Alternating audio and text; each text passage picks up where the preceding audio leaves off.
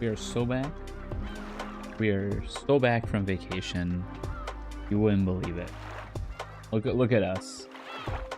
Look at us. Look where we've gotten to 2 weeks from the last time. I don't know. I don't know if I've ever made it this far. Meow. Hi everyone. Miss Homa, TJ.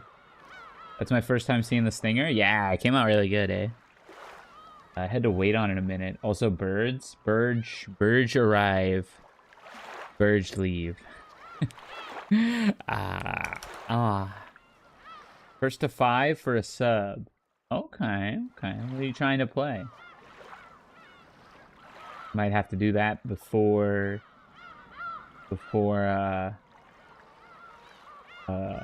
that's the game. Yeah, the birds are the game. It's the Umineko when they cry. We might have a first to 5 here first, depending on someone if you want to do that now.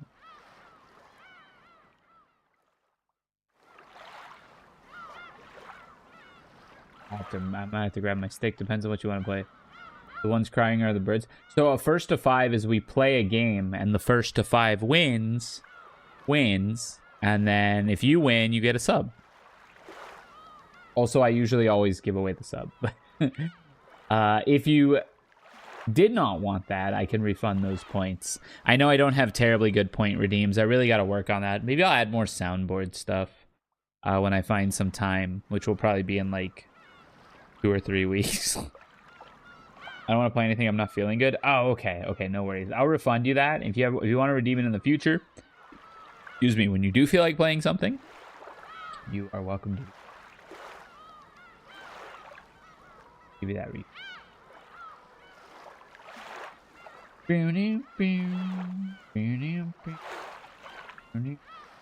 You got your points back.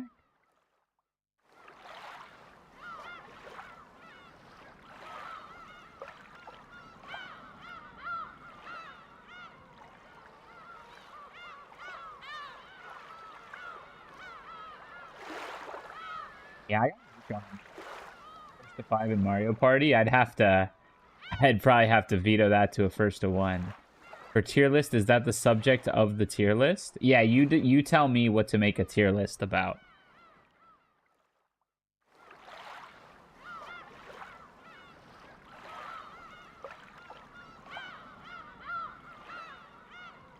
Preferably with a link to the tier maker for it, but I can also find one. Yeah, I really need to update these alerts, huh? Are these point redeems?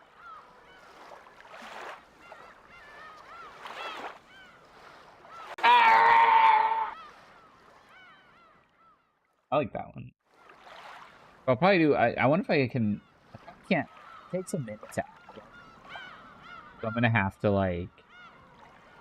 I have to go find them, but I want to add the really slow reverby fart, because it reminds me of that meme, the meme that's like, would you take a shit for $65 quadrillion? And it's all like distorted. You know what I'm talking about? Hey, you know what I'm talking about. Yeah, 2-week vacation or so back. It wasn't really a vacation for 2 reasons. One, because I still worked during it. And 2 was because I was traveling a lot during it for Grand Archive, which, while I loved the game and had a lot of fun, it definitely wasn't like a relaxing vacation-esque trip for those Grand Archive regionals. But the team did really good. So at the Michigan regional, there were 48 people. Hello, Ditsanel, how you doing? There were 48 people at the Michigan regional, and we got 9th and 14th, Popcat and I. Top 8 gets prizing, unfortunately, so we didn't get any prizing, but 9th and 14th feels pretty good out of 48. And then at the Virginia regional, hi Reese, how you doing? Doing well, just got up from a nap. I should have taken a nap. I was up at 5:30 a.m. to fly back home And then flying back home also included a 4-hour drive from where I was staying to home. So I did a lot of traveling today. But the Virginia Regional, 3 of us went, and out of 53 people, we got 4th, 8th, and I got 21st. But I would have gotten 10th if I won my last match. I just made a oopsies and accidentally disqualified myself on the last match. So I didn't actually lose in the last match because I played and lost.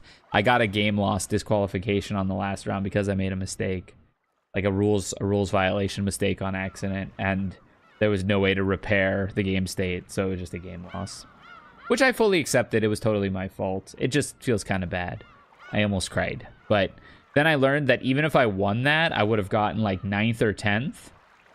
Basically, the way Swiss format math works, I was the best 4-2 record. Assuming I won that, I was the best 4-2 record in 6 rounds. Because I actually got paired into a 3-1-1 when I was 3-2. So my tiebreakers were insanely good. I was the best 3-2. So I would have been the best 4-2 if I won that. But 4-2 did not make top 8. Only 4-1-1s made top 8. So essentially, for me to make top 8, I would have needed to win. And one of the matches that was 3-1-1s, one of the matches above me, there was like 2 matches above me that were 3-1-1s playing against each other. One of those would have had to end in a draw. So one of those had to end in a draw, and I had to win, and then I would have squeaked into 8th place. But neither of those things happened, so I'm glad that, like, it wasn't just one of those things. Like if I won and there were no draws, then the win kind of meant nothing. Just a little bit of ego boost, you know, placing a little higher. But if I lost and the table above me drew, that would feel really bad, because that would mean I actually did have a chance to sneak in there if I had won and hadn't made the game loss violation mistake. But none of that actually matters. That was essentially for 9th or 10th, and only top 8 get prizing. But the other 2 members of the team, Suzu and Popcat, both got top 8. So that was a really good day for the team. And it was a lot of fun. It was a super fun trip. I love traveling with those folks. So yeah, it was a lot of fun. What else? I guess we'll get started. Another thing that I've noticed is, so I shared a Twitter post about 2 weeks ago, or a week and a half ago, and it was a raccoon, and it was a big fat raccoon, and it said, "Give me the garbage," but garbage was spelled with a G-O-R-B-A-G-E, like garbage. Give me the garbage, right? And I said something like me playing crappy old fighting games at a major, or something like that. And apparently the Twitter algorithm realized that I really, really liked that post, which I did. But apparently they realized that I really, really liked it. And all I'm getting for the past 2 weeks, even though I'm not engaging with it at all on my For You page, is a bunch of like daily raccoon posting posts. And they're kind of cute, but they're also kind of getting old, and they're kind of flooding my feed. So either the algorithm doesn't know what else to give me besides like raccoon posts, or I somehow, by making that one post and maybe like checking it a few times and like maybe talking about it, maybe they hear me talking about it, because I have talked about it a couple times too. Maybe I'm just like locked in on the algorithm as like, oh, that's the raccoon guy, he really likes raccoons. Hold on, I have like a nail hanging that I'm trying to get rid of. I haven't started the game yet because I'm trying to get this nail. I'm picking away at this nail, trying to get it off because it's hanging. And as soon as that gets off, we will start. But forgive me, I'm like obsessed with this right now. We're off to a riveting start. This is tired Rysair hours. Get clippers? Yeah, I think I might. This is tired Rysair hours. We're just here picking at nails. By the way, if you're watching this on YouTube, go to this timestamp. There won't be a timestamp. I don't edit this. Go to this timestamp to see the start of the gameplay. Oh, I got it. How about cute male anime pro tag? Do you have a tier list example of that? Let me see if I can find one.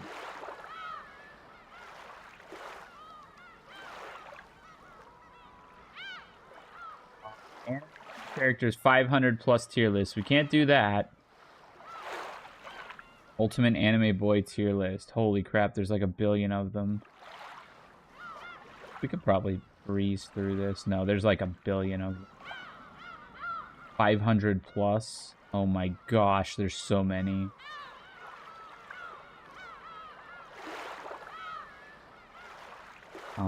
Let's see. Ultimate, that's the one I just clicked. Create a tier list best anime male protagonist.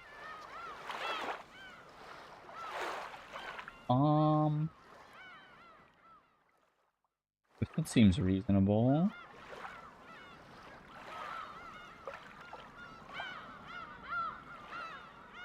See, it's all on this. I don't see Naruto. Which you would think would be... Oh, there he is. How many anime pro tags are dudes? I mean, there's infinite anime out there, right?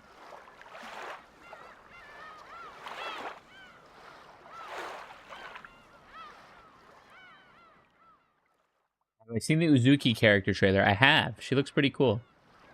Perhaps my character will come to be her. Infinite divided by 2. Yeah, exactly. Infinite shows, and then half the characters are male. Or approximately half are male. So, yeah. Okay, full disclosure, I'm not going to know who all these dudes are. And if we're talking about cutest anime male pro tag, that will be the criteria.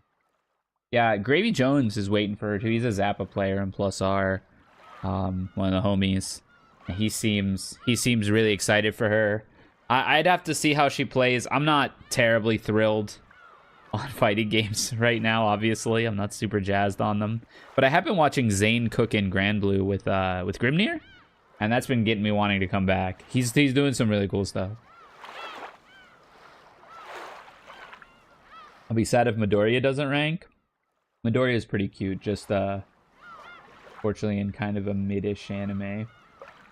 Alright, use your over-the-counter benefits card to Walgreens. Florida SuperCon, want to meet Ella Purnell? You can meet her. I won't be here, but you could meet her. Third Uni DLC?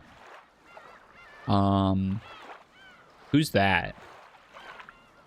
Hoping for an actual Bleach fighting game, but we got another arena fight. Yeah, it's never going to be a real Bleach fighting game. Even like the Hunter x Hunter one is like super close, right? And like the one with the fish?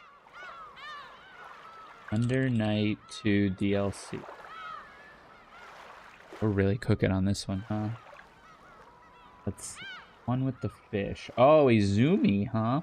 Oh, Ogre looks pretty cool. Maybe play Ogre when he drops.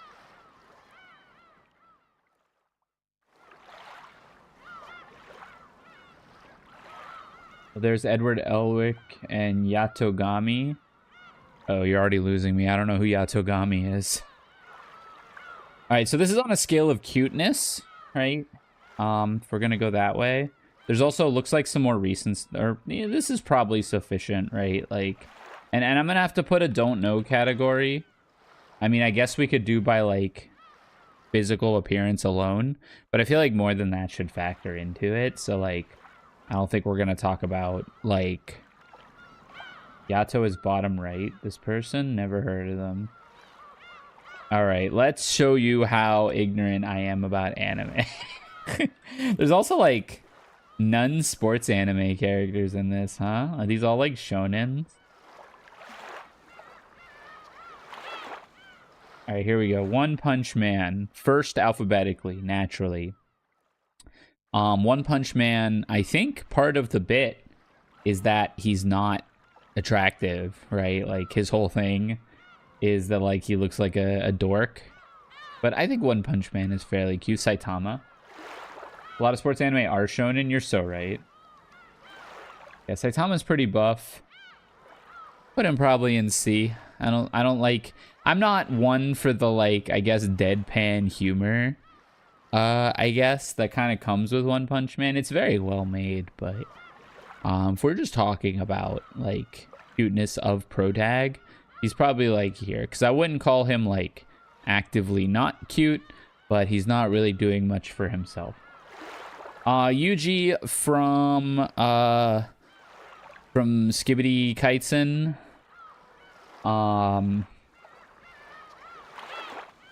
I kind of, you know, I kind of like the dummy-ish protag. Pretty cute. You know, like the kind of oafish fish out of water thrown into the magical society trope is, you know, that brings a lot of charm to the character. I might even look to up him one. Yeah, maybe he falls here.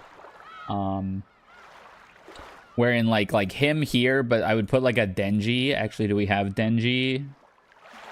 Right, because Denji's kind of like the same thing.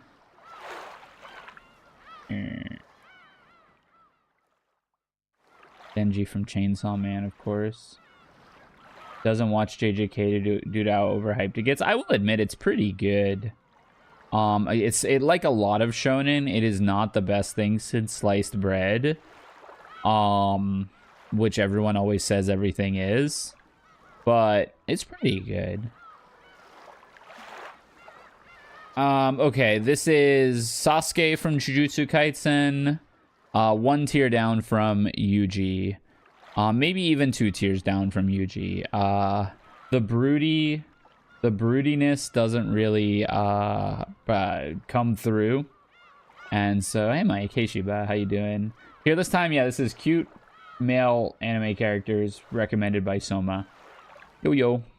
Kirito from Sword Art Online, invented anime.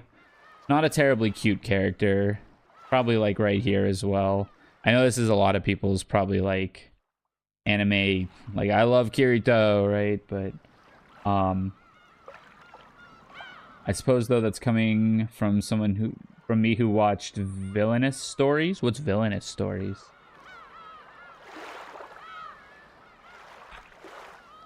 Villain Stories. Oh, like the Disney Villainous? I played that game this weekend. Disney's Villainous.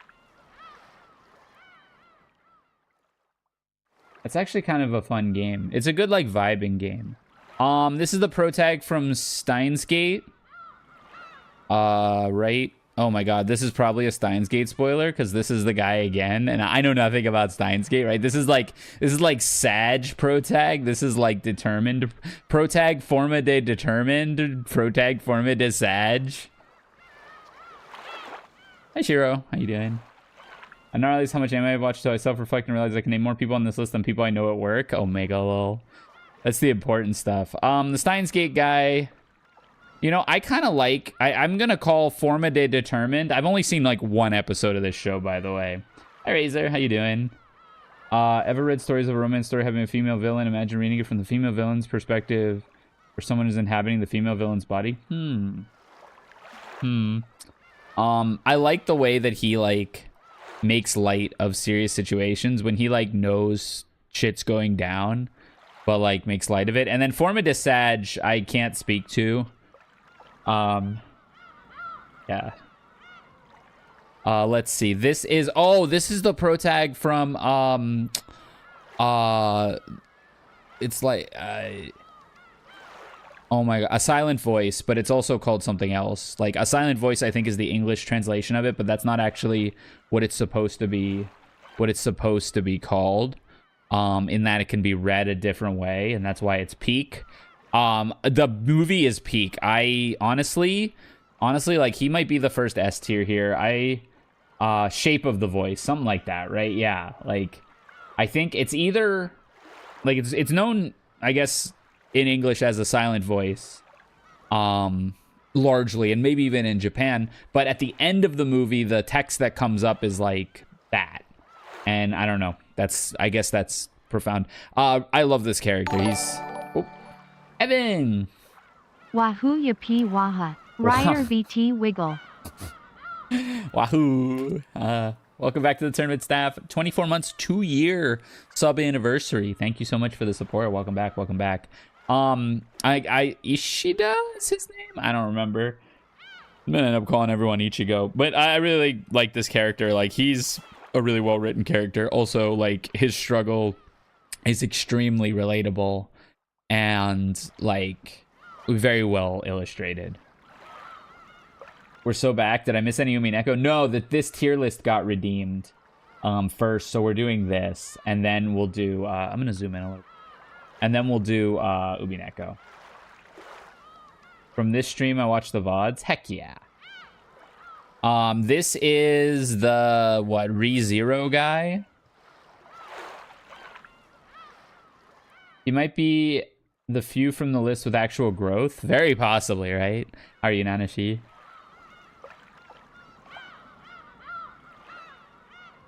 Subaru, I hate him. Subaru, car brand. I know nothing about this character.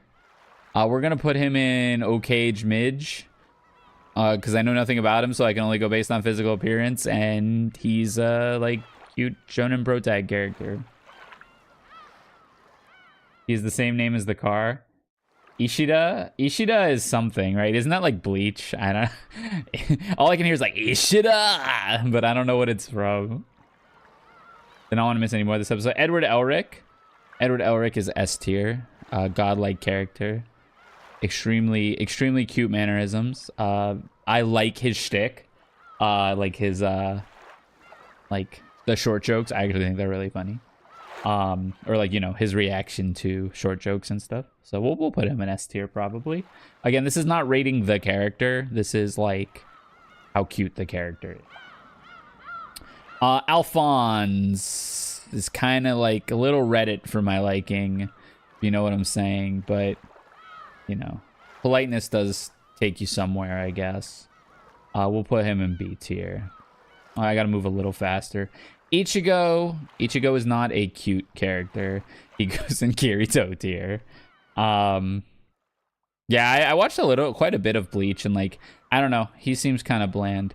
Sasuke Uchiha is not a cute character. Sorry, everybody. That's a D tier from me, dog. I mean, it just, yeah, I guess I don't like Sasuke Uchiha. Have I seen 1,000 Year Arc thing? 1,000 Year Blood War? No, I have not. Glasses. Mystery glasses person goes in A. I'm a sucker for glasses. F tier even? Maybe. Who the frick is this? Erased Pro Tag, incredible show. Pog. This is the least appealing pick of Sasuke that can be found. It's the cold-headed pig. This is every pick of Sasuke post-time skip. This is the Future Diary Pro Tag. He's cool. Future Diary. Future Diary is a Japanese manga series. It was serialized in there. What's it about? What is the plot of Future Diary? A young man competes with people around the world for a chance to become the successor of God with a diary that is able to tell the future. Oh, I've heard about this. Okay. I've heard about this. Don't know enough about him. He has very pretty eyes. I don't know. Somewhere around here. Oh Lord. I don't know who this is. Who's this Arthur looking person? Question, I don't know. I gotta just go straight, don't know. Akame got kill. Yep, I'm just gonna leave it at that. I don't know enough about Akame got kill. Kazuma, I think is his name, from Konosuba. That's an S tier character, definitely. He's, you know what? No, you know what? He's a little pervy. I think I have to drop it a little bit for being pervy. Definitely not a pervy humor person myself. I think that shit is not cute. But I think we go here. He's a wholesome pervert. That's why he's still up this high. Yeah. David Tennant. David Tennant is a handsome man.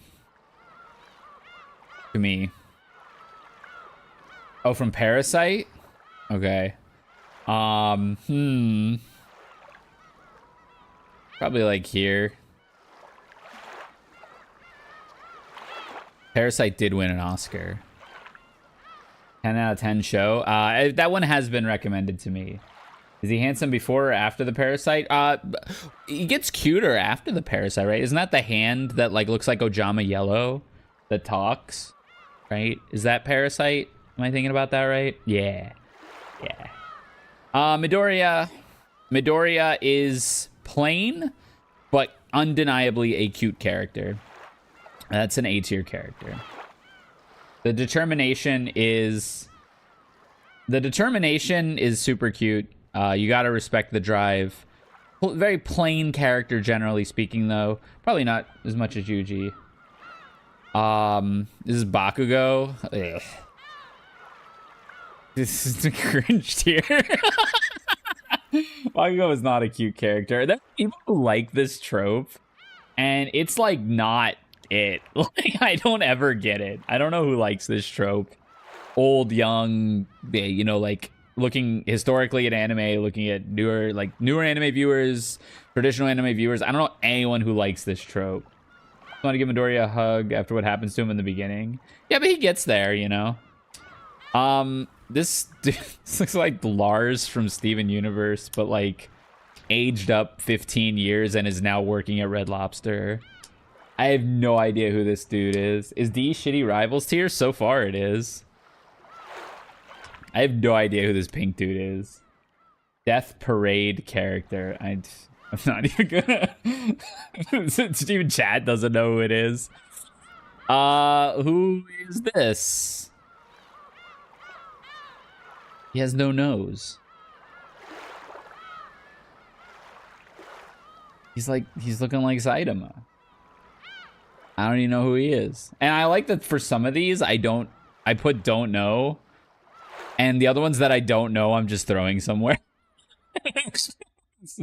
Welcome to me doing a tier list. This is the Blue Exorcist dude, right? This character's a cute character. I like a demon, you know. Demons are cute. Aka, when you die, you lose memories and judge based on your action whether or not you go to Oblivion or Reincarnation for the Death Parade. Oh, My Chemical Romance. Yeah, that's right.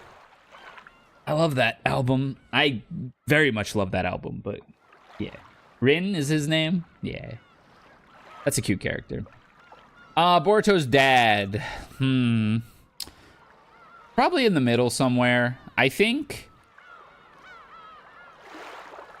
like a lot of the scenes with like Naruto and like Jiraiya are really cute, where like he finally has like found family in Jiraiya. I think that's super cute, but he's like super annoying early on, and then like adult Naruto is like I don't get adult Naruto. Is this Shiro? Shiro Emiya? Shiro Emiya is a cute character. I like haired characters. Yeah, I'd put him up pretty high probably. Who the frick? Get this one out of the way right now. Maybe even here. I don't think Tanjiro is cute at all. Annoying as hell. Sorry to everyone again, but this shit's annoying. Let's see. I don't know who this dude is. His lack of cuteness is why I haven't watched the show. His gags are like really dumb too. Senku from Dr. Stone. I wouldn't call a cute character, but is a character I like a lot. Is this just shown in MC tier list? We're trying to base them on cuteness.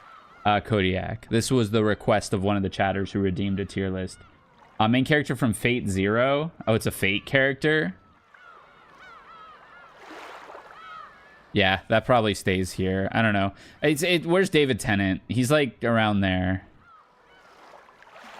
Probably like here. brain would melt from his IQ. Yeah, he counted the seconds to figure out what year he was in after he was frozen for infinite.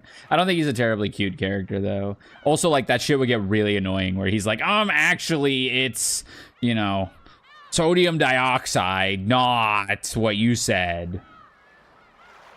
That shit ain't cute.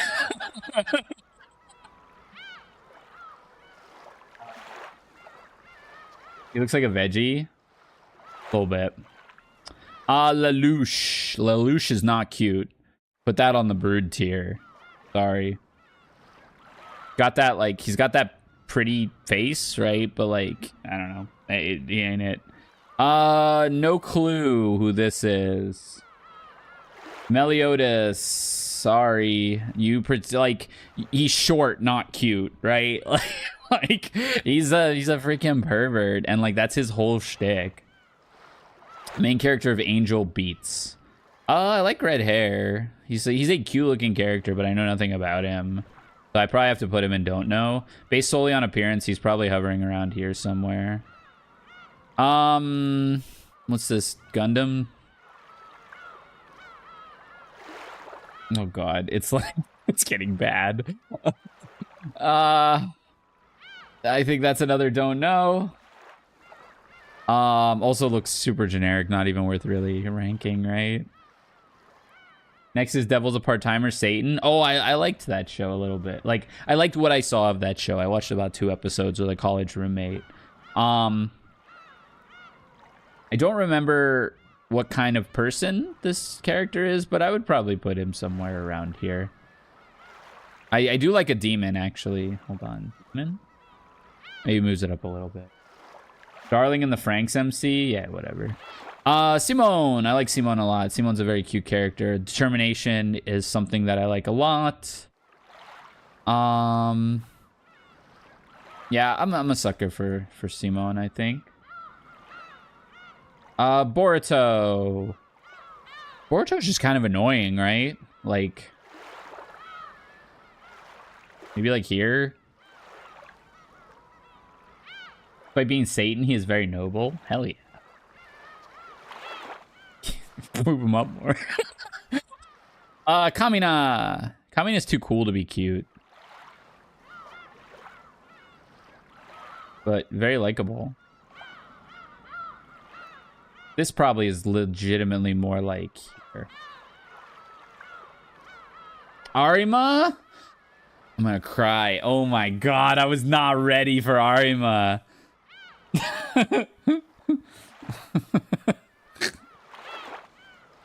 Oh man. Okay. Well, I mean, Heartbreaker. I mean, this show is freaking adorable. You can't. Is he here? Probably. Yeah. Overlord guy. Not cute. I did. This is the guy. He's from Your Lie in April.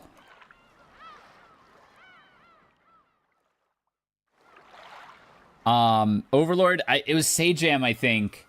In one of the Willet kills, in last month's Willet kill, there was a thing where somebody got like a stun combo and then like did like 3 power-ups right in front of the other person. And he was like, it's like that scene from Overlord, or when you're in Elden Ring, like right before he's about to mess up the other guy, he's like, activate, strength up, fly, barrier, piercing, and he buffs himself like 65 times and then finishes the combo. Isn't his friend the second one in the top line? Whose friend? The second one in the top line is Fullmetal Alchemist. This is Slime, right? I don't know much about Slime. Probably just got to put that in a don't know. Jeez. Okay, we might have to move a little more quickly through some of these. I did say 25 item max, and we're well above 25. Don't know who this is. Is this dude? Are they the same person? Don't know who this is. Don't know who this is. Very cute character though. Mob is pretty cute. Probably like here. funny because like with Saitama, it's like the same thing, right? But I don't know. Mob is like clueless, and that like helps him be cuter than Saitama. Bunny Girl, Fruits Basket. Oh, this is the Fruits Basket guy? I have seen some Fruits Baskets. Rom-coms, yeah. Slime MC asked his best friend to destroy all his homework before he died. Oh, pervert tier. Okay. Looks like the Catboy from Fruits Basket. Oh, maybe a little bit. I haven't seen Fruits Basket in a while. I don't know who this is. This dude looks like a creep. Like, I don't know who it is, but Atsushi? Who's Atsushi?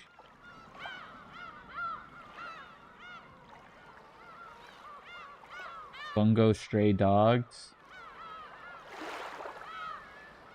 Both are from Bungo Stray Dogs. Yeah, I don't know. This character is probably very likable. This is probably the creep of the show, if I had to guess. Light Yagami is not cute at all. Psychopath, Christian Bale, Sigma, YouTube Reel tier.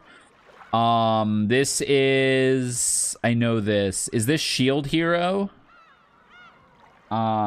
He's also not cute, like, at all. I actually very much disliked Shield Hero.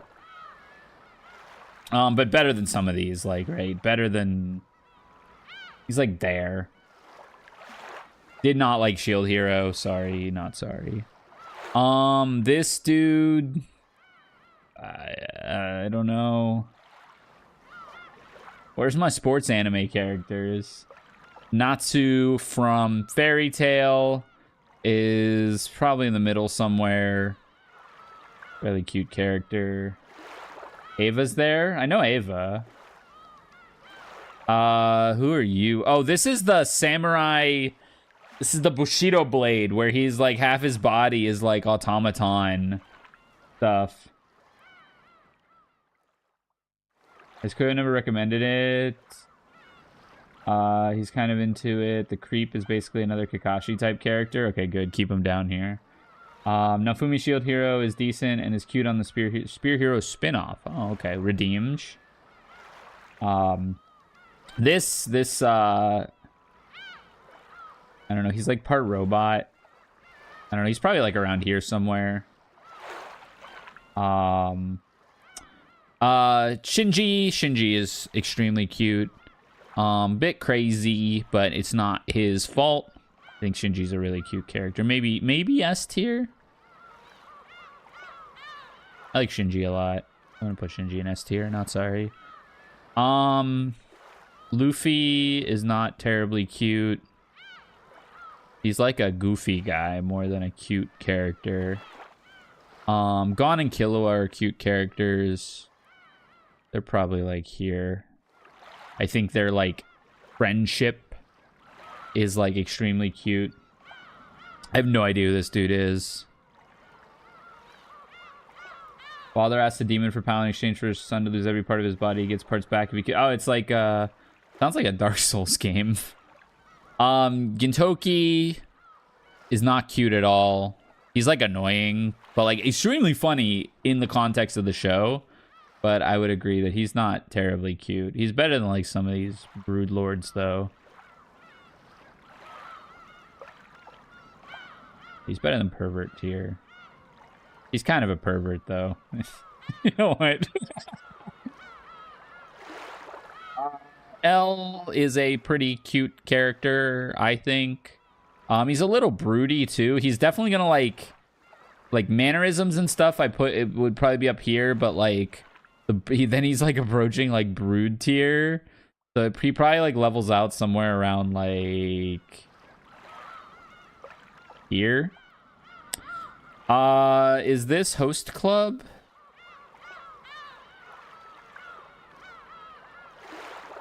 I don't know. If it was Host Club, there'd be way more characters probably. This is the cooking show. This is Kaguya-sama. Oh, I hated Kaguya-sama. Oh my god, I hated Kaguya-sama. She is not cute.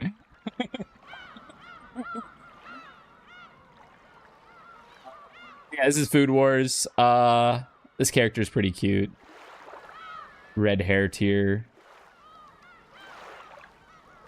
That tracks. This looks so familiar. Is this Gundam?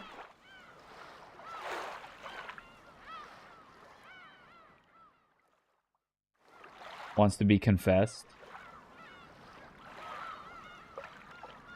Third character is from Life. Heard of it. Cute character though. I don't know. I'm just gonna throw you somewhere here. Hopefully you're not a pervert. Spike. Spike Spiegel is too cool to be cute right next to Kamina. But he's kind of like... Actually, both of them kind of have a bit of a, like, a cuteness in their, like... In their, like, overarching, like, innocence and, like, appeal to the human goodness, right? Like, they both want to see the good in the world, and they act too cool for school. But at the end of the day, like... You know, Spike less so. He's a lot more of an actual cynic, but deep down doesn't want to be so cynical. And then like Kamina legit is just like an optimist. And I think that's actually pretty cute. So you know what? Hot take? Not so hot take. 5 JoJo's back to back. Lord Almighty. Don't know this guy. Kind of looks like a creep. So this is going to be Jonathan Joestar. Too buff to be cute, but also has that, like, Superman charm. Probably, like, here. Joseph goes way higher, especially because he stays based into, like, old manhood. Gurren Lagann was not your thing. I loved Gurren Lagann. I really did. I would say Joseph goes quite high here. You know what? Like, and he's like funny and like down to earth. Jotaro, on the other hand, is not only is he like nerd business, but he's like Madge business, and he gets a bit into Bruges business. So we probably put him like here. Old Joseph is my king, yeah. Josuke is like here somewhere. Probably like here. I really liked part 4, but it wasn't because of Josuke. Nor do I think he's particularly, like, cute on the scale of this tier list. Didn't Joseph cheat on his wife? That sounds like something Joseph Joestar would do. That's not very cute. But he didn't do it here. He did it later. I don't know. I'm being contradictory, but I don't care. This is my stream. Giorno. Giovanna is not cute. I'm sorry. Child of Dio.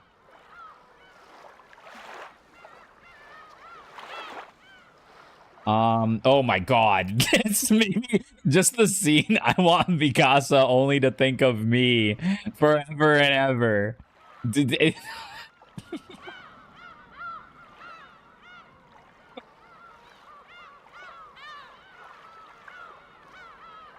Like, come on, bro. The worst. The worst. This is Black Clover, right? Astra. Fairly cute character, very determined business. I don't know who this dude is. I don't know who this dude is.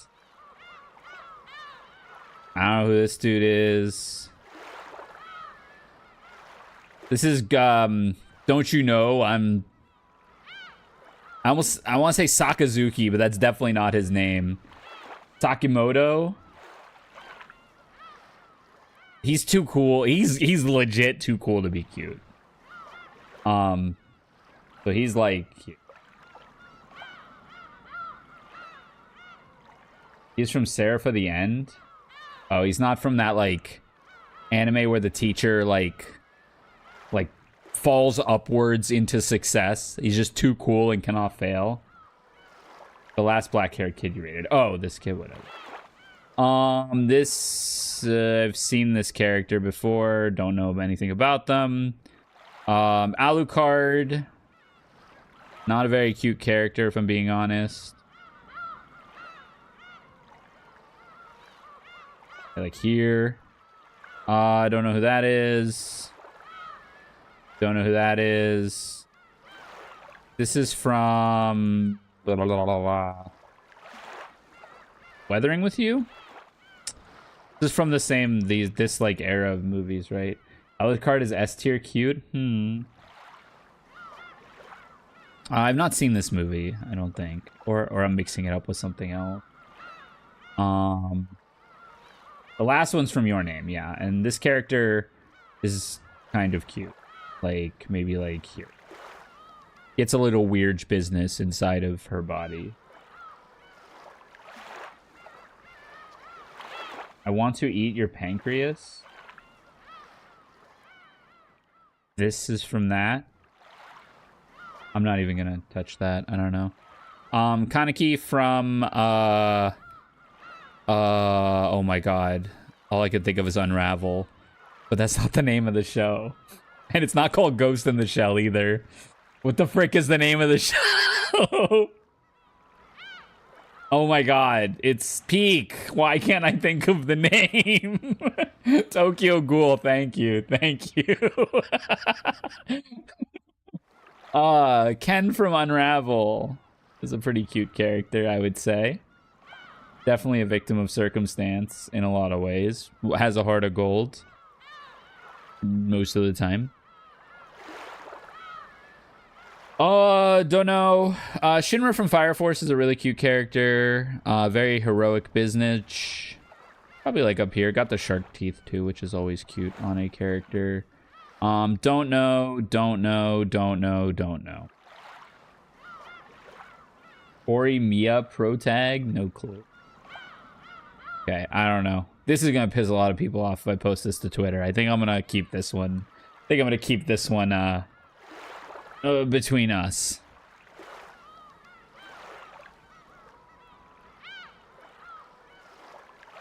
Ship it?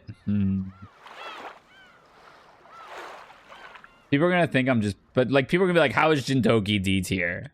Right? Like, he's a great character. You know what? No such thing as bad publicity, right?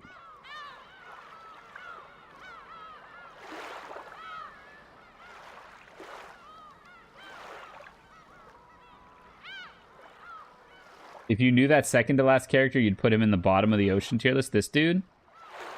Or this dude? I guess it doesn't matter. Great character has nothing to do with cuteness. It's true. It's true. No, I never... Like, I never post these with context. That's the point. Like, oopsies. Like, these are not allowed to be posted with context.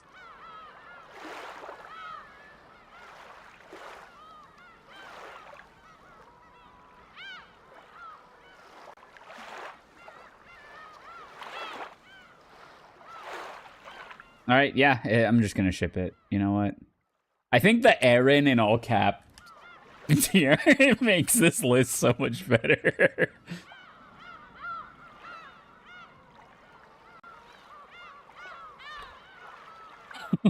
Well, that was fun. Okay, so now that we are 1 hour into the stream, we can get started on Umineko. And my phone begins to vibrate.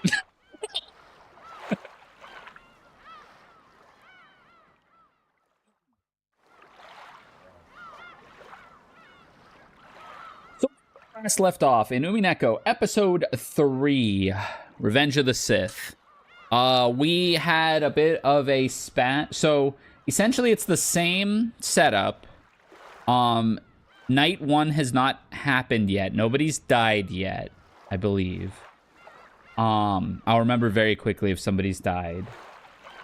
The message was delivered by Maria from Beatrice at dinner, and then Battler and Beatrice went on kind of a back and forth on the Devil's Proof, which was like supposedly countered by Hempel's Raven, which is also a logical fallacy So Battler actually bested Beatrice's strategy of Hempel's Raven, which was good. It's still weird to me that Beatrice is like putting out these tactics that she knows are, faulted, but it was also admitted in the Tea Party last time, the question mark Tea Party, that Beatrice would play a little bit more fair. Essentially, she was at full power during episode 2, throwing every tactic that she knew at Battler, and that was a wash. So she's trying to make this one a little more competitive. We also have the potential of Burn Castell and what's her name? Lambda Delta, I think is her name, popping up and either helping Beatrice or helping Battler. Beatrice's butler also made an appearance. I'm forgetting his name right now, but he's also made an appearance. So he's another character that we have to see. And then the adults were all, I guess, discussing the note from Beatrice. And everyone's like, is she real? Was she Kinzo's lover? What's up? And Rosa said, it doesn't matter who she was, because I know that Beatrice is dead. And everyone's like, how could you know that she's dead? And Rosa says, because I killed her. And that's when I stopped. So we're going to pick up from there.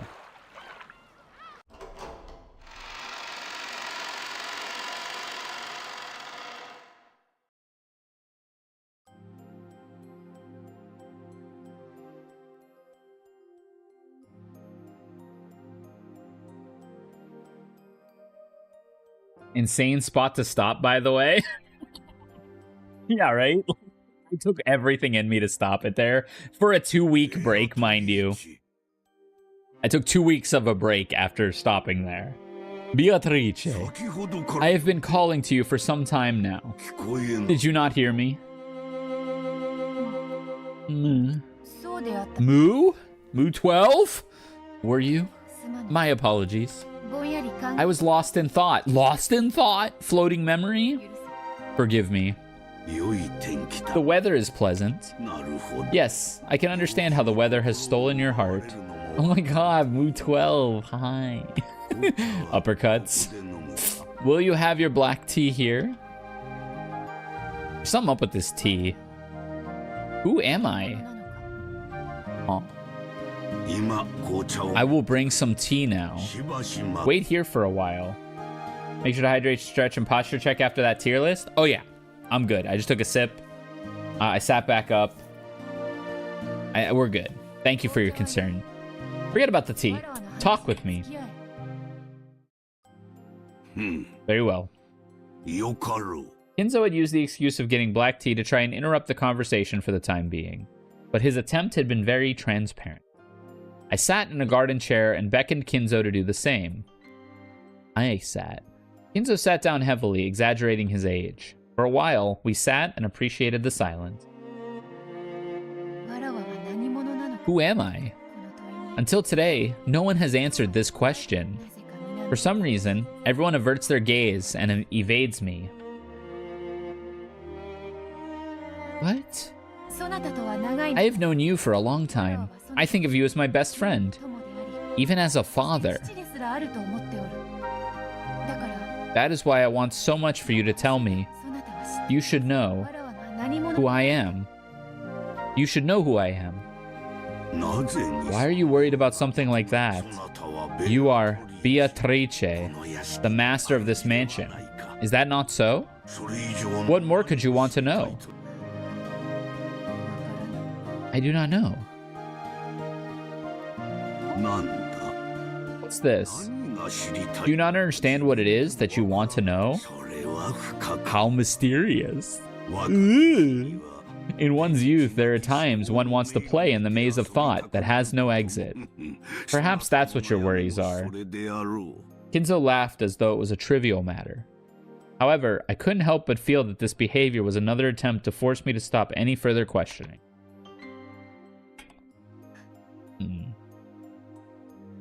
Okay. Okay, thinking We saw at the beginning of this episode a gray-haired Beatrice being addressed by somebody at the Ushiromiya mansion who had a grandfather there. My initial thought was that was Maria, right? Because we know that Maria has a grandfather at the mansion. We know Kinzo was the one who built the mansion. So I think it less likely that that's, say, Rosa talking about a grandfather to a Beatrice, but instead is more likely to be a Jessica or a Maria. Now, if Rosa killed that Beatrice on purpose or on accident, and Kinzo was so heartbroken, did he find a random person and try to start gaslighting them into thinking they were Beatrice? Is that what's happening here? So you won't tell me after all. Oh, also to all the new chatters who've come in and know Umineko up and down, when I ask questions like that, I am not looking for a direct answer. I am not looking for a direct answer. I am just postulating to the air. There's nothing to tell. You are Beatrice. Isn't that more than enough? No, that's not it. What I wish to know is not my name. I want to know who I am. Who am I? What am I? So it's also possible that when Rosa killed Beatrice, the gray-haired one, you'll know once you finish the visual novel. That's the perfect answer. That is the perfect answer. So one of two things. One, when a witch dies, she reincarnates with no memories in a different body. A Doctor Who function, you might say. The alternative is this is another woman who's like, geez, God knows what this family might have done to her. Kinzo specifically might have done to her to like drug her out of her memories and convince her that she is Beatrice when the original woman who was Beatrice died. How long have I been here? And how long will I have to continue my days here? This is interesting. I really should bring some black tea. Don't you think it waste of all this fine weather? Dude, weird. Yeah, that's what I'm saying, Battler. What is this all about? It looks like it's probably the story of your past, right? Something like that. To think I would go this far back. Looks like you had some pretty deep worries even then, wondering who you were. That is to be expected. At the time, I was unable to understand who I was, or why I was alive. Well, in puberty, everyone's captured by those philosophical worries at least once, wondering what meaning there is in their life. Doesn't this just prove that you had a charming period like that at one point? To perceive through fantastical magic or through cold hard logic is extreme on this visual novel? Exactly. That's what's so good about it, right? Like every time I bring these up, I'm on the fence of like, well, if witches are real, this explanation makes sense. E.g., she died and regenerated with no memories. But if we're talking magic is not real, the only way this comes up is if there's some kind of like disgusting brainwashing gaslighting scheme going on. It's so peak. Hi Lithe, how you doing? Look at a bean sitting there. You sit, they sit. ... I've been in that mansion since the time of my birth and lived only inside the mansion. Of course, I went out to the garden, but the area around the mansion was surrounded by a very tall fence. I was unable to leave through it. Whoa. Oh! She could be the daughter of Kinzo and the original Beatrice. I was told severely that I mustn't leave. I could walk freely throughout the mansion and the garden, but outside of that, not once was my desire to take just one step outside of my own accord granted. What do you mean by that? Hello, Rysair. What's tier list context? Oh, you had to be here. How you doing, Zeno? Long time no see. You had to be here. That's true, then. Oh gosh, Rosa, right? That would mean Rosa killed her dad's lover? Her mother, maybe? What do you mean by that? Are you trying to say that as far back as you can remember, you were always a bird in a cage? Birds are right. That's what I thought at the time. After all, as soon as I become aware, I was living like that. I didn't even think to question it. Who are you? That's it? That's what I also hope to know. Huh. I'm sure he'll say something like, I wasn't a human, I was a witch, right? No, that's not true. That's not true yet.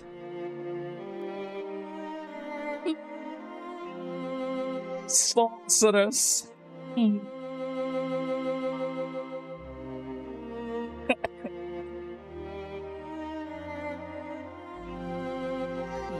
So, or should I say that was once the case?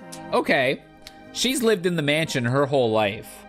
She knows every in and out of this mansion. She knows every secret passageway, any closed room. Even though she uses red text to say that there's no, like, she's very literal when she says stuff in red text. I think it's very feasible that she knows about. It's also, man, I'm yapping tonight, but it's also possible there are two of this woman. There is no guarantee that we are ever speaking to a single Beatrice. The Prestige, right? Sorry, spoilers for like a 20-year-old movie, but, or what would it be, like a 12-year-old movie? 15? I don't know. It's an old movie. Spoilers for The Prestige. There might be two Beatrices, right? Like, it's very possible that, like, the... I'm going to call her Gray Beatrice, the one who we saw in the flashback at the beginning of this. It's possible that she, like, gave birth to twins or something, right? If she was Kinzo's mistress. And, like... I also have my theory that Beatrice is Maria. And if magic is real, Beatrice could totally be Maria. And she took on the name Beatrice to honor the one who taught her magic. E.g., or in this case, that would be I.E., excuse me, Gray Beatrice. I was constructed by Kinzo, a human built by a human. Does that make her furniture? Since witches reincarnate without dying with no memory, we could have multiple Beatrices roaming around. We could. If that's true, there could be, like, because again, there's no necessary say that, like, you can't bring back the old body, too. No, perhaps I shouldn't call it a cage made of flesh. What the hell? This is getting weird. You probably won't believe it anyways, but listen first.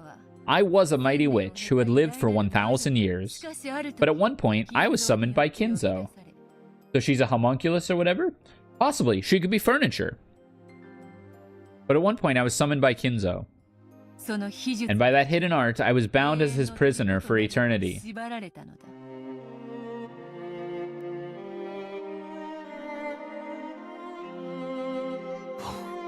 Never heard that before. From what we hear in the Ushirimiya family, you were summoned by grandfather. Made something like a devil's contract with him and gave him the gold. Indeed, that is correct. Then I was supposed to vanish until the contract was complete. But, well, popular women have it rough. By some turn of events, Kinzo fell in love with me. Grandfather's nearsightedness must have gotten pretty bad. With astigmatism, too. To fall in love with you, of all things. Yeah, who would ever do that? Haha, such monk ass. Well, to me, there could be nothing more bothersome. However, the power of humans is a frightening thing. He displayed that fearsome power and rooted me to this place. He said I wouldn't be freed until I nodded my head in agreement. Such an overbearing man. Isn't that awesome? Everyone knew grandfather was obsessed with the occult, but who would have guessed that that he had the power to root down the great witch Beatrice? Ridiculous. Who'd believe such a weird story? Really, really weird. As I thought, you don't believe. All I believe is the fact that you lived in this hidden mansion in the middle of the forest. Oh, do I not have really, really weird? No, I just have weird. I had really weird. You are the 19th person in Rokkenjima, right? Indeed. Just as you imagine, this is deep within the forest of Rokkenjima, a hidden mansion not to be found from the outside world. Its name is Huadorian, 9-Burge Retreat. Come to think of it, I've heard the guest house's real name was Torarian, Visitor's Retreat. 9-Burge Retreat. I see. That naming sense is similar. So, you were grandfather's mistress who lived here in secret. Isn't that right? Mistress isn't the right way to say it. You should probably call it Kinzo's unrequited love. I spoke of it just now, correct? He fell in love with me of his own accord. He then courted me, but I rejected him. Then, I was shut up in this hidden mansion. No, that's not quite right. It would be more correct to say that I was shut up in this body. Got no idea what you said at the end there. You will just make fun of it all and refuse to listen, right? After all, you say you don't believe in witches or magic. You have no ears to hear what I tell you. Saying it would be the pinnacle of foolishness. So Kinzo trapped Beatrice in this body is the thesis statement. I'll decide whether I believe it or not.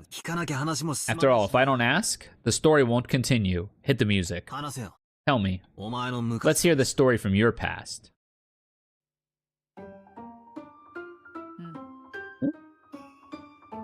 Banger. Very well. I refused Kinzo when he courted me, but he was not a man to lose heart at something like that. He wanted to make me nod my head in agreement no matter what. He shut me up in this mansion and spent an eternity trying to win my heart. Talk about overbearing. Guess no one likes obstinate men, huh? Gotta sneeze.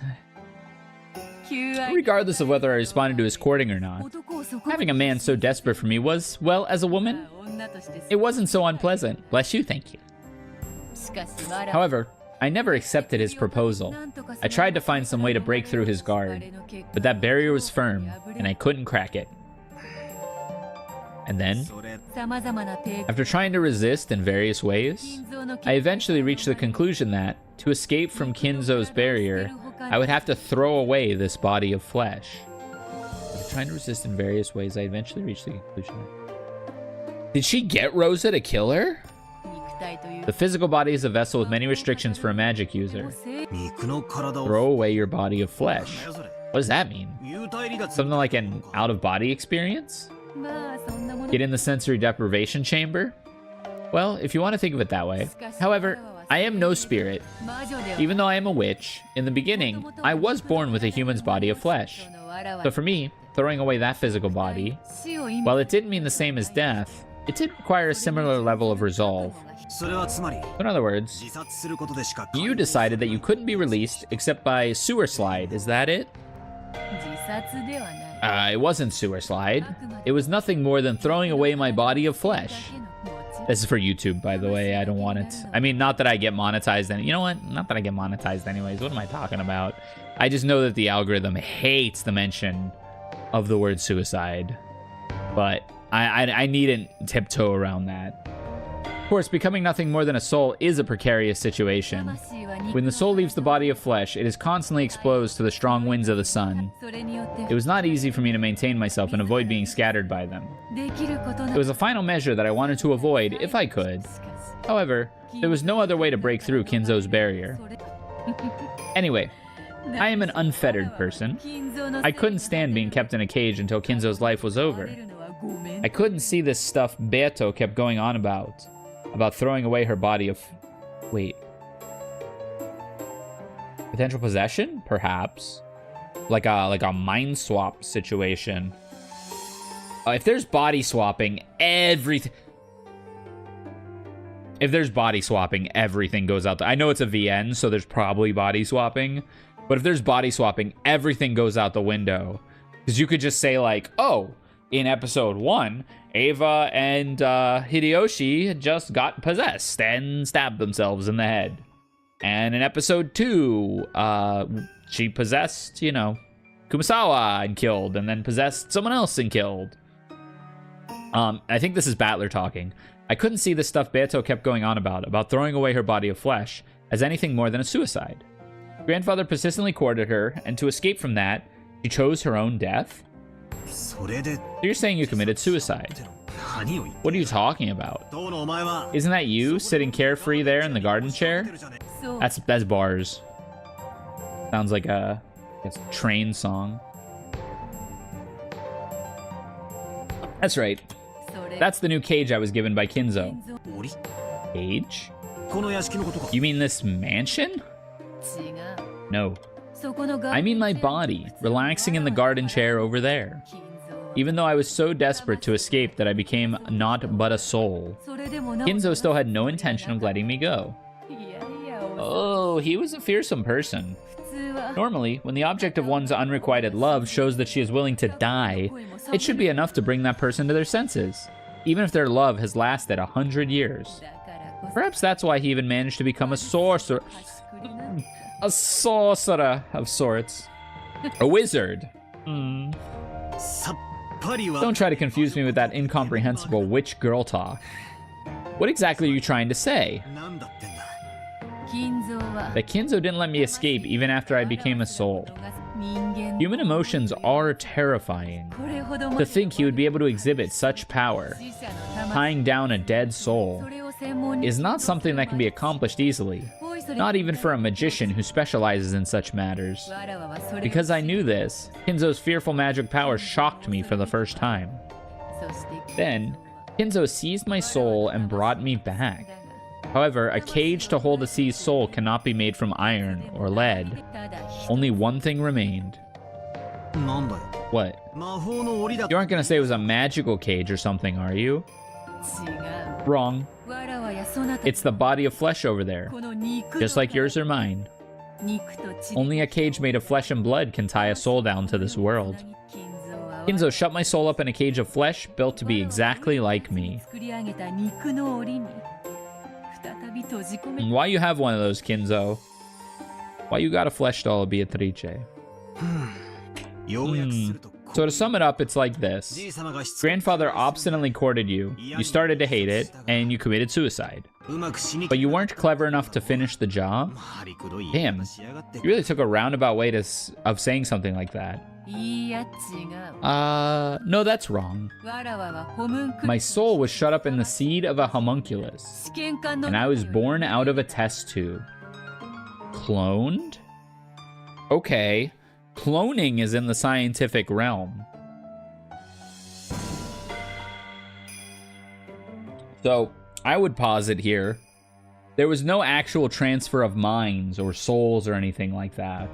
But Kinzo loved this woman Beatrice and actually had her cloned and spent that entire clone's life and upbringing training her to be Beatrice. Huh? Bare bodies? No, I think like literally like taking the DNA sequencing of the original Beatrice, putting it in a uterus and like having it be raised. Rosa could not have killed Gray Beatrice because she knows how she looks from the portrait. That's true. I do think Rosa might have been the one who killed Orange Beatrice's first body. The first Orange Beatrice may have been killed by Rosa, orchestrated perhaps by her, and that would have been the human. That would have been the human Beatrice, who was the one Kinzo was in love with. It's also possible, okay, we've talked about how Beatrice looks like Rosa, right? What if Kinzo loved Gray Beatrice? This one actually makes a lot of sense. Kinzo loved Gray Beatrice. Gray Beatrice was unhappy or something and just straight up killed herself. Kinzo takes that DNA or of sorts, or like maybe takes an egg from her dead body. I don't know biology enough to say if that's feasible, but it's also a VN, so who cares? In theory, essentially like through science and his like infinite wealth, through science birthed this Beatrice? I was gonna say using his wife, but it doesn't have to necessarily be his wife's genes that create the look like this, right? We don't actually know what his like wife looked like. Because also, he's talking to this Beatrice as old man Kinzo, not as like a young Kinzo. And you could write that off as like the game just doesn't want to make more models. But I think that's kind of, and when she says she's a witch, that could have been just Kinzo like gaslighting her and brainwashing her entire upbringing. It doesn't explain anything about the gold though. Unless Kinzo like cracked the code to cloning and sold that for all that gold. Unless Kinzo cloned gold. Is this the Prestige? Does Kinzo just have Tesla's machine that creates clones? And there's like a dunk tank full of Beatrices under the mansion? And there's just like a bunch of drowned Beatrices under the mansion? That would actually be sick. Huh? But that's crazy. This isn't even possible, right? Kinzo accomplished even the miracle of creating life, and to simply shut my soul up in that cage. That he would show so much magical power simply because of his own love. A thoroughly terrifying person. Alright, this has already gotten pretty ridiculous. Say whatever you want. I won't believe any of it. Just do what you like. What's with this unpleasant attitude? In the beginning, I showed a little interest, thinking that there might be some huge hint hidden here. But the more I ask, the weirder this story starts to get. I get the feeling that even though this is supposed to be a game about denying witches, I'm suddenly being forced to just swallow the story about witches. Sorry, but I don't feel like listening to this anymore. Just keep rambling onto yourself as much as you want. I'll be over here picking at my earwax. Ew.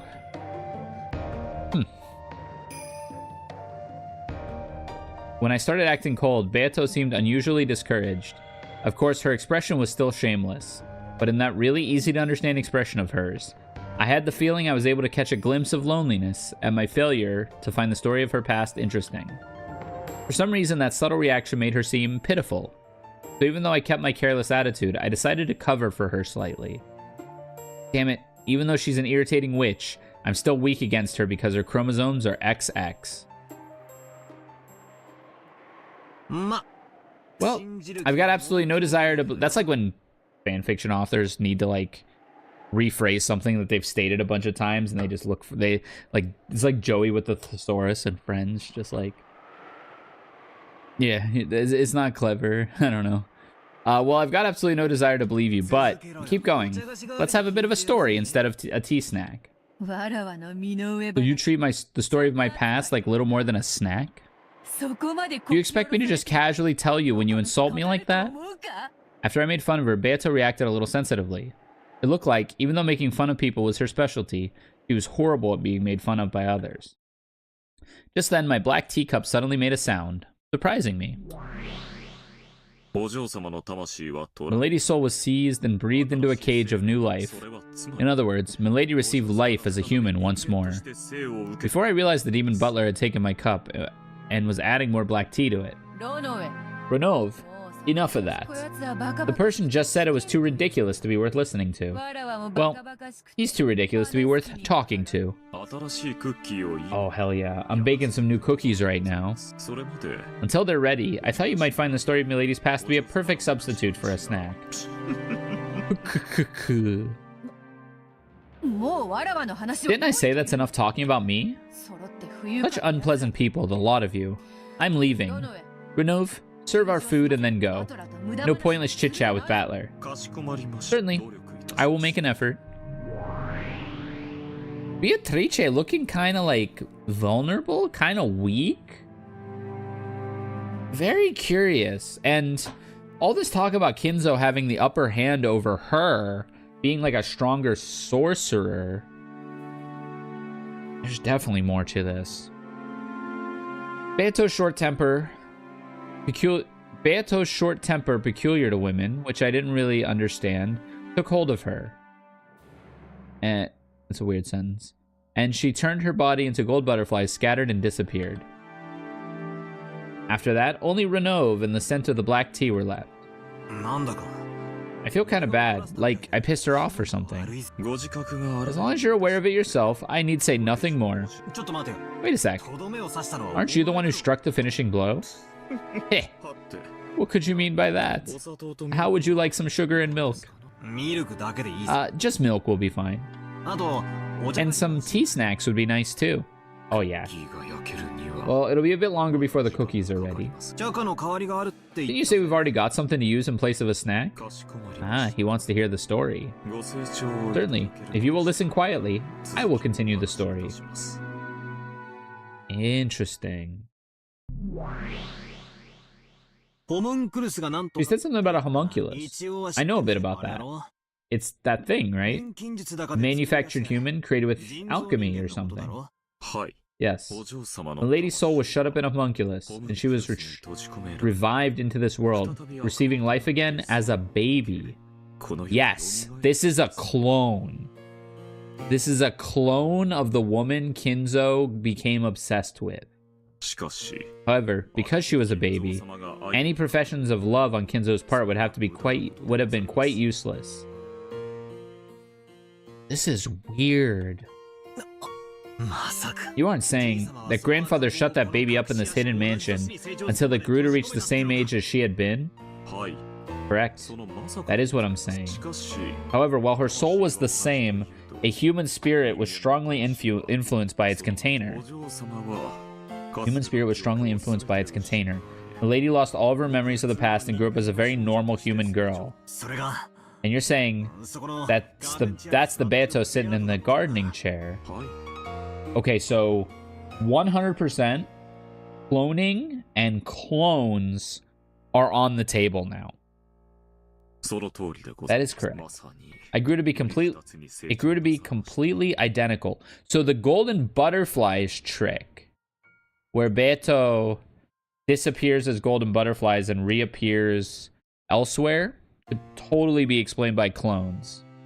Do you think this has to do with her being the Endless Witch and her abilities? So, very possibly, right? Like, she can't die. She's the Endless Witch because they have, I guess, her DNA sequenced, and they could just make another clone of her. And that's why she only comes back every so many years, because the baby has to re-age to 25 or 30 or whatever Beatrice is. If she gets thwarted or dies or vanquished. Wait! Are they all clones? That's too weird. That's too weird. If they're all, like, that would explain how that would explain how the episodes are happening, right? If they were all clones. This is really harebrained. But if they were all clones and just brought up to do, like, the exact same things to the same point, I mean, would it be everyone but Kinzo maybe is a clone? Kinzo's just orchestrating this whole thing for some reason? Very possible. And then the purgatory and the tea party and stuff. So I'm gonna put another, I guess, kind of baseless claim out there, but one that would make sense and would tie this all up. Kinzo has some kind of device that he's worked on over the years that feeds the memories into the newborn clones. And, you know, essentially they think that they've lived their entire life up until pulling up on the island, but they're just pulling up on the island. I think for Beatrice, this is absolutely true, and I think you're absolutely right, Mike, in that she's the Endless Witch because and then there's just, like, I guess, libraries upon libraries of, like, written text and stuff that tells Beatrice, like, enough as she grows up, right? So each Beatrice incarnation knows more than the last one. So maybe she has lived for 1,000 years because, well, it can't be 1,000 years, but, like, you know, maybe she has lived for, like, many lifetimes because she keeps getting all the knowledge through each of her lives reads it or gets it fed into her somehow as she keeps getting reborn, that makes a lot of sense. In that it makes no sense. But there's also like, because now you can tie in like, well, Battler hasn't been here in 6 years. What does that mean? Right? Like that could mean something too. Very interesting. It's very interesting. And the orphanage could probably tie into this too, right? Like they could probably use the orphanage as a place to like keep creating these Ushiramiyas or keep creating these servants. Yeah. This is interesting. However, it did not possess her power. It did not possess her power as a witch. The lady was completely human. Beato, who was sitting in the gardening chair looking up at the sky, voiced the same question again. She asked who she was. The meaning of the words were finally starting to click. She couldn't understand why she was living here, all locked up. Grandfather had seized Beatrice's soul, shut it up in a body of flesh, and then shut that up in a hidden mansion. However, since she had lived here since the time of her birth, she couldn't even understand who she was. Or why she lived shut up in there. Wait. Who would take such a stupid story seriously? Why don't I change my interpretation? In other words, couldn't it be something like this? Is this where the VN says what I just spent like 10 minutes saying? Grandfather met Beatrice. He then fell in love with her and courted her, but she didn't accept him. Then he flew into a rage and shut her up inside this hidden mansion. Beatrice tried to escape, but no matter what she did, she couldn't succeed. So she finally chose her own death. And then, no. Maybe there was a girl who looked just like Beatrice. No, a baby. Grandfather raised this child with care. That could be it too. He could have, even as far as impregnated the original Beatrice while she was his prisoner in the tower. And then this Beatrice, he's like, you're gonna be Beatrice now. And maybe he perpetuated that cycle over years and years and years. So maybe it's not clones. Maybe it's just Kinzo's like illegitimate child farm, as sick as that is. But maybe he didn't view this child as his daughter. Soul was once again shut up in a cage of flesh. The words probably meant that he didn't view this kid as her child, but as her reincarnation. Maybe that's what it meant. Incest farm. Yeah, I guess after first gen, that would get really, mucky, huh? Yeah, that would get really mucky after first gen. If you interpret it that way, even a story this weird might make a little sense. No. That might be some bullshit Beato cooked up to confuse me. As if I could accept any of this. In the first place, Kuadorian, was it? There's no proof whatsoever that the hidden mansion actually existed. Couldn't this be something she just fabricated on the spot? It could also be, that's why everybody says don't go into the forest. Oh no, now my brain is really going to bad places.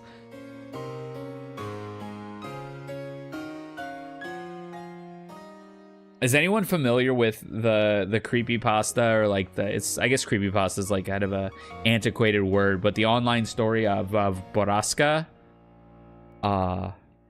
If you don't know it, I don't recommend looking it up. But if you are familiar with it, he might have one of those situations going on in the forest, and that's why nobody is to go investigate it. It's a sick in a bad way, like creepypasta style, like horror story.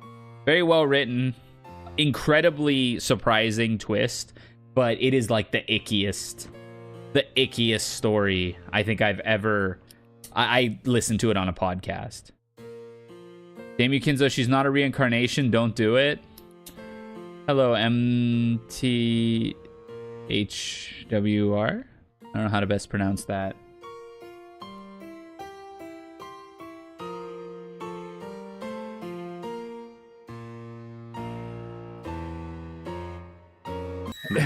Oh my god. Red text jump scare. A hidden mansion called Kuadorian does exist in the forest of Rokunjima. In red, that's true. This is the place we were just talking about. Huh? Red? Ronov used the red to say the Kudorian actually existed. Does that mean the same thing as the red Beto used? I may not look it, but I am a demon. Please, keep this a secret from milady. Yes? Sure. Beto, who knew I would try to trip her up, had grown extremely cautious when on using red. I think that Renov could also use the red. However, it was the red of a crafty man. I didn't know how far I could accept it. But anyway, I might be able to get some kind of hint out of it. I like the red. To think of the red like X Factor from Marvel 3. He's using the red. The Beto relaxing in the Garden of Kuodorian and that conversation she had with grandfather were the truth? Yes, it is the truth. In the past, the pair actually had a conversation like that in this place. Thanks. I'll ask for some more red. You said she was born from a homunculus. Does that kind of unscientific, magical thing actually exist? I'm unable to answer that question, naturally. After all, doing so would cause a stalemate. What does that mean? It's a chess term referring to a state in which, similar to a perpetual check, any further progress in a game becomes impossible. That would be the opposite of an endless repetition of moves, because all the moves would disappear, and it would bring about a kind of deadlock. In chess, this would lead to a draw, just as perpetual check would. However, there can be no draws in a game between you and milady. Therefore, I am unable to answer a question that would bring about a stalemate. Let's think about that one for a second. Is there such a thing as a homunculus? If he answers in red and says, yes, there is such a thing as a homunculus, Battler could just say, you are not a witch. You're a homunculus. No, because he can't win, right? Like, because that's kind of like magic exists, but you're not a witch. And then if he says, which is probably actually the truth, no, homunculus technology does not exist. I don't know why that outright creates a stalemate. We'll probably find out why. You obviously want to confuse me by saying incomprehensible stuff. But simply put, you're trying to dodge the question because you can't use the red to say something magical like a homunculus exists, right? If I were to say in red that a witch exists, what would you do, Battler-san? Whether or not I believe that is what our whole fight's about, right? I see. You make it's like a stalemate in chess in the sense that the move being made gives Battler no response. If he says witches are real in red, Battler is just like, I have no answer. So yeah, you get put in check, or you don't even get put in check. You just have no move. It'd be game over. If I said a witch exists in red, you would have no room for argument. However, since the reason would never have been made clear to you, you probably wouldn't accept it. However, after being told that in red, you would have no room for argument and would not have been shown any proof. In this situation, even though you wouldn't be able to admit defeat, you would have no way to make a counter-argument and it would become a deadlock. Even though checkmate would not have been reached, there would be no existing moves left. Since you would not be able to play your next hand, it would never become Milady's turn. And the game would stop there for all eternity. As a result, Milady would be unable to force you to submit. That would be a deadlock situation. In order to avoid that, I am unable to answer questions of this nature in red. Okay. So to say it quickly, you're saying point-blank questions are prohibited. Well, that's true, I guess. If I were told a witch exists, I'd have to give up from the start. I am pleased that you understand. I believe we might be able to work together if you ask your questions in a different form. Could you help me with that line Beatrice dodged when I told her to repeat it? About the number of people on this island? If Milady held back on repeating it, then of course I cannot respond. As Milady's furniture, I am unable to be too forward. Ronov made an exaggerated gesture, trying to act like a loyal retainer. This guy's so shameless. Just what I thought you might actually be useful. I'll give up on that and search for a different question. That's right. I was forgetting to check something important. This is a story about Beto's memories, right? When did it happen? It couldn't be happening right now, right? Correct. This is the world of 1967. So this is 28 years ago, huh? This is probably the Beatrice that Rosa killed. And then Kinzo had another one made. And now it's 28 years later. I think we're 1985, right?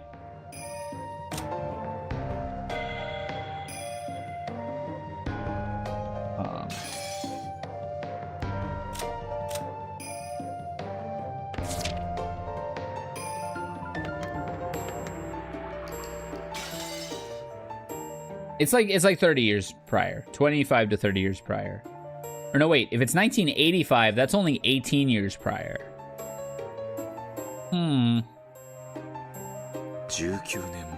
Oh, okay. There you go. So it's 1986.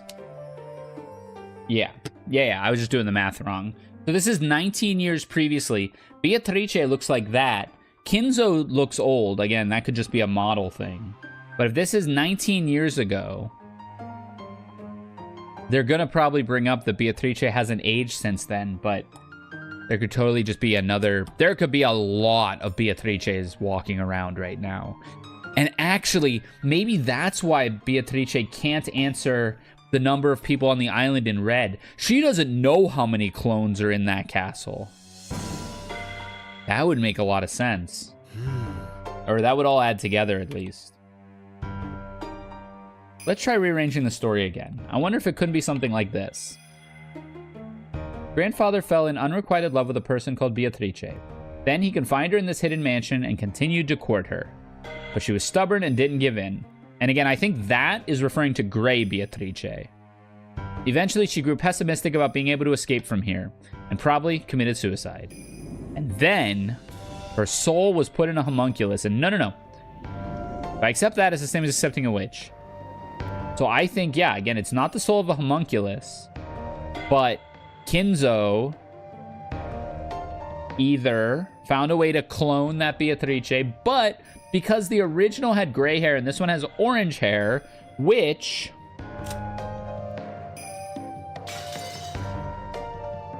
like I guess Rosa, I mean, they all kind of have like this color hair, right?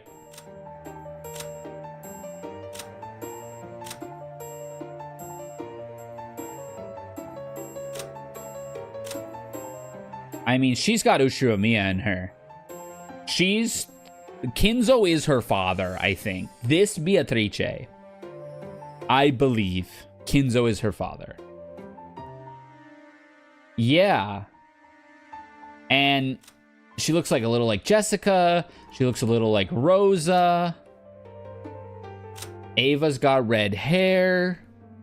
He's got a similar hair color. I think she has Kinzo.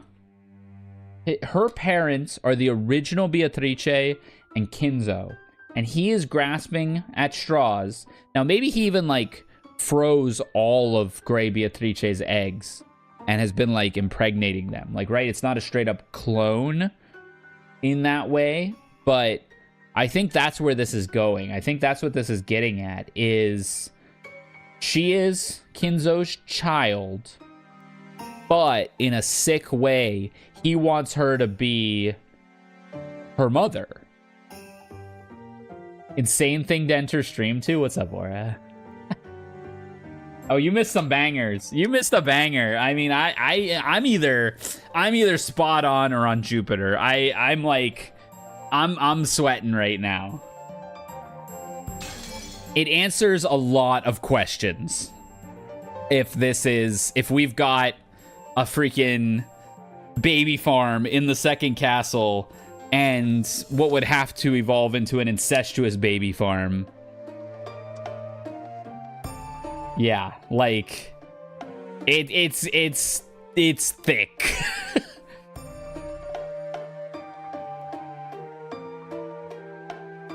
And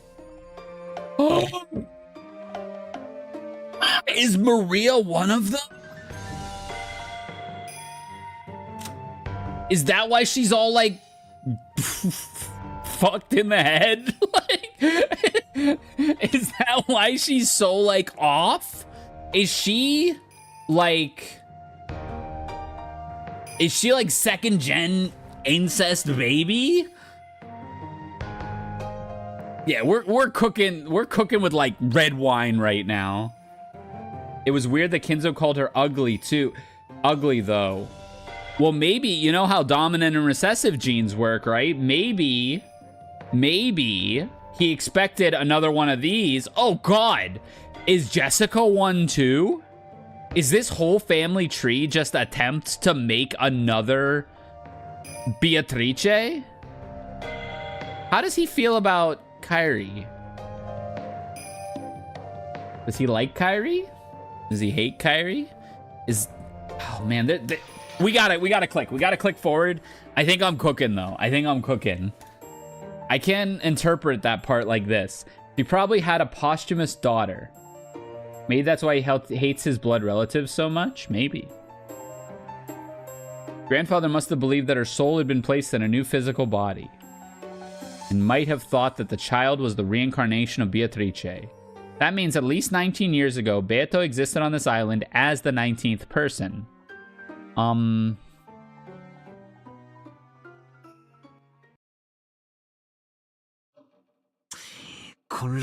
starting to get confused. Either way, we can't do more than speculate. The only thing we can say for sure, in red, is that in 1967, in a hidden mansion on Rokkenshima, Beatrice existed as a human. That's all. That is correct. And man, this is... Oh, my head is exploding. In 1967, in a hidden mansion on Rokkenshima, Beatrice-sama existed as a human. Man, this is pain. I want to ask you questions, see what you're cooking, but I don't want to push you in any specific directions. No worry, Aura. If you want to watch the VOD to see what I'm cooking, you're welcome to do that. Just skip the first hour where I was making a tier list. Alternatively, like, I don't know, maybe find a way to ask chat or something. I'm having a very good time listening in. I'll probably listen to the VOD. Hell yeah. Yeah, we're back. So we're gonna start bulldozing through these again. I am so in, and so I forgot how good this story was because I've been on a 2-week break. Oh, thank you. That really helps. Yeah, what was that list?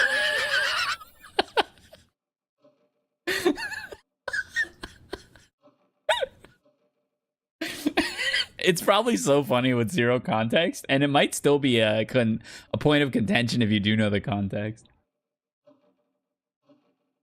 I am not allowed to say the context. You have to find it. Congratulations. With this, you have made it clear that the existence of the piece known as the 19th person, a 19th human for you to blame, just as you longed for. A sacrificial sheep upon which you could shift the blame of any crime. Trying to decode that list was breaking my brain. Yeah, I'm sorry. How amusing that it happens to be Milady. Renov laughed indiscreetly. Somehow, I didn't like how he put that, so I didn't feel like laughing along with him. Dude, I'm just picturing like 6 Beatrices pulling up to the Ushiromiya family on episode 1 and killing everybody. Like just a whole gang of Beatrices. Wait.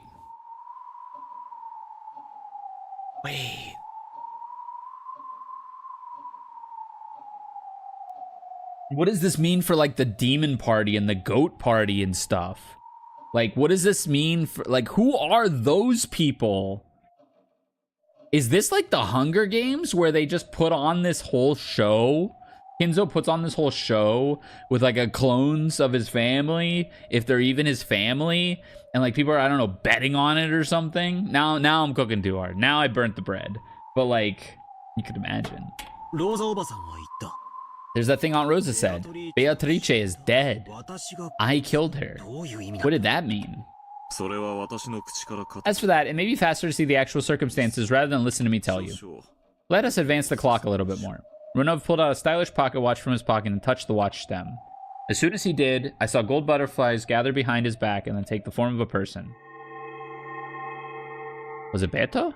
I quickly realized that this was someone else. It was her, the oldest sister of the 7 stakes, who loved tormenting me more than her 3 meals a day. If I don't consider myself lucky to see that sexy ass, I won't be able to keep up with their torture game. I hate him sometimes. Renove, so you're still here. This is an urgent call from Beatrice-sama. My, what kind of urgent business could it be? Seems that my chat with Battler has run a tad long. Well then, Battler, if you will excuse me, please continue to enjoy your game with Milady.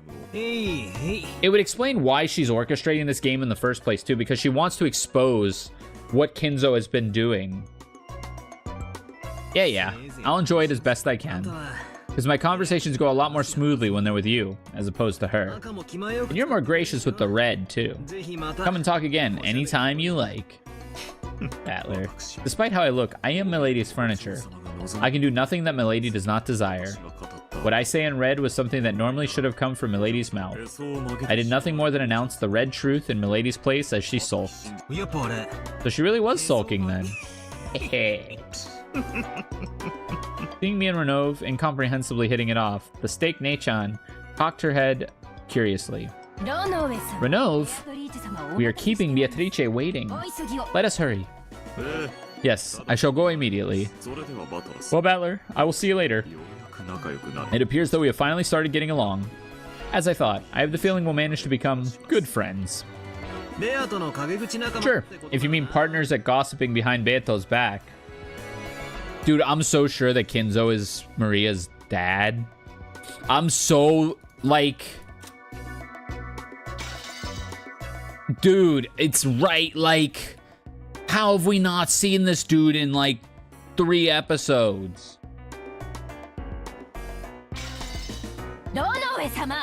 Renove. Yes. If you will excuse me. And I mean, that's... Oh my god, and that's why Rosa hates her so much. Can I ask about where the incest starts in this idea? Yes. So, the Beatrice said, I was reborn in a homunculus's body. Right? I died or my soul was trapped in a homunculus's body by Kinzo. Kinzo trapped my soul in a homunculus's body. We have to reject that there's a homunculus created. So what's the closest thing? A clone. So we started talking about cloning and the technology that would be required for cloning. Cloning doesn't make as much sense. Also, if there's gray Beatrice, that's the gray-haired Beatrice, the original one that we saw in the flashback at the beginning of this. Wait, grandfather.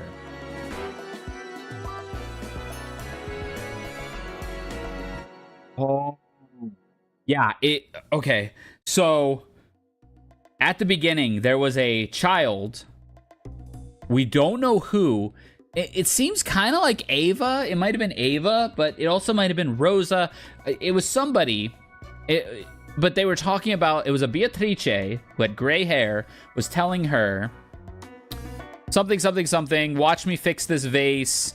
Grandfather will be upset if he sees that the vase broke. He was talking about grandfather on Rokkenjima. The only grandfather who's ever existed on Rokkenjima is Kinzo. He built this shit. His father did not build this shit. So the only grandparent that existed on Rokkenjima was Kinzo. So, we took the idea of cloning, but Gray Beatrice's clone would have gray hair. So why would her new body, if it were a clone, not have gray hair? Well, maybe it wasn't a clone.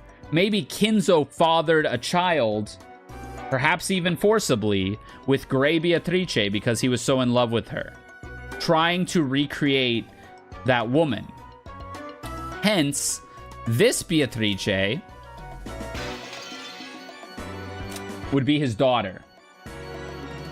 So then, from there, if it's not clones, but is instead him fathering children with, in this case, Gray Beatrice, well, that was, however many years ago. Then Rosa said she killed a Beatrice.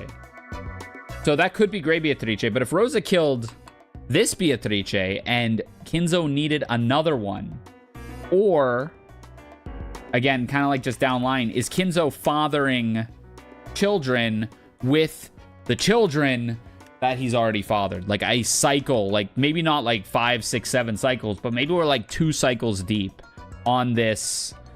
You know, he's just going to keep trying and trying and trying until he gets, because she would have her mother's genes in her now. Maybe we can try again and get the gray Beatrice that we want. And then I kind of said it was going to like keep looping and keep looping and keep looping. Well, now when you look at like, if that was Rosa in the flashback, if gray Beatrice would pass on her gray hair, why wouldn't Kinzo pass on his? Well, I guess we don't know what hair color he was before he went gray.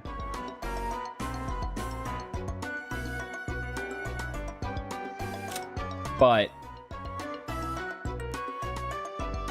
again, like maybe I don't know how nuts, I don't know how I really started connecting these dots, but then I thought, oh well, maybe Maria is another shot at it. And you know, he tells the babies like, you're a witch, you're the witch Beatrice from birth and stuff. This might derail, by all means. But if she, right, if she is actually Rosa's daughter, but is part of Kinzo's project trying to reborn a Beatrice, that would imply that Kinzo, through Rosa, might have had Maria. And I know that's a stretch, but that's how we got there, was the whole like clone. Well, cloning probably doesn't make sense. So the closest thing to cloning is like creating multiple, maybe, and again, maybe that's where we got froze her eggs and started birthing children from them. What if that girl in the beginning is a Beatrice? Oh, that would make sense, right? Like if the girl talking in the beginning was a Beatrice, talking to her mother, gray Beatrice. No. Who's grandpa then?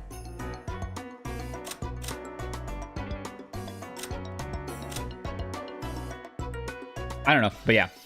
I think we're somewhere in that universe, right? And I don't know if it goes all the way that deep to like, because yeah, we started kind of talking about that. Yeah, yeah, I don't know, but I think we're somewhere in that realm where, at the very least, the Beatrice that we see is probably the daughter of Gray Beatrice, and Kinzo is probably the father. When the steak Nechan let out a thunderous cry, and I think there are a lot of them.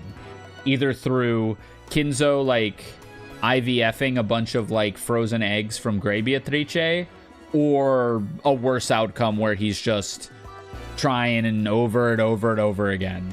And his whole family might have just been an attempt to create this. Oh, Remy, thank you for the follow. I didn't catch that. I appreciate that. Welcome to the Challengers 15 minutes ago. Well, Oji-san is a catch-all for old dude. I don't know how Japanese works. That's true. It could have meant father. You can say Oji-san for father, or the old man, meaning like the head of the household. Episode 3 is epic. Yeah, we're like cooking right now. I can't wait to see more. It's got my brain spinning. I am fully engaged. Why am I, the oldest sister of the 7 stakes of purgatory, being summoned for menial tasks like this? I mean, these could all be Beatrices, right? Even though Beto-sama couldn't have told one of the younger sisters, who looks like they've got nothing better to do. Sheesh! Why so grumpy, Nechan? If you're hungry, eat a cookie or something. Why don't you give... Hearing your guys' theories is really cool. Yeah, that's the old, interesting smile. Why don't I give you the last one? How thoughtful. Then, shall I take one? I casually pushed the snack plate with the last remaining cookie over to her. Thank you. Edge.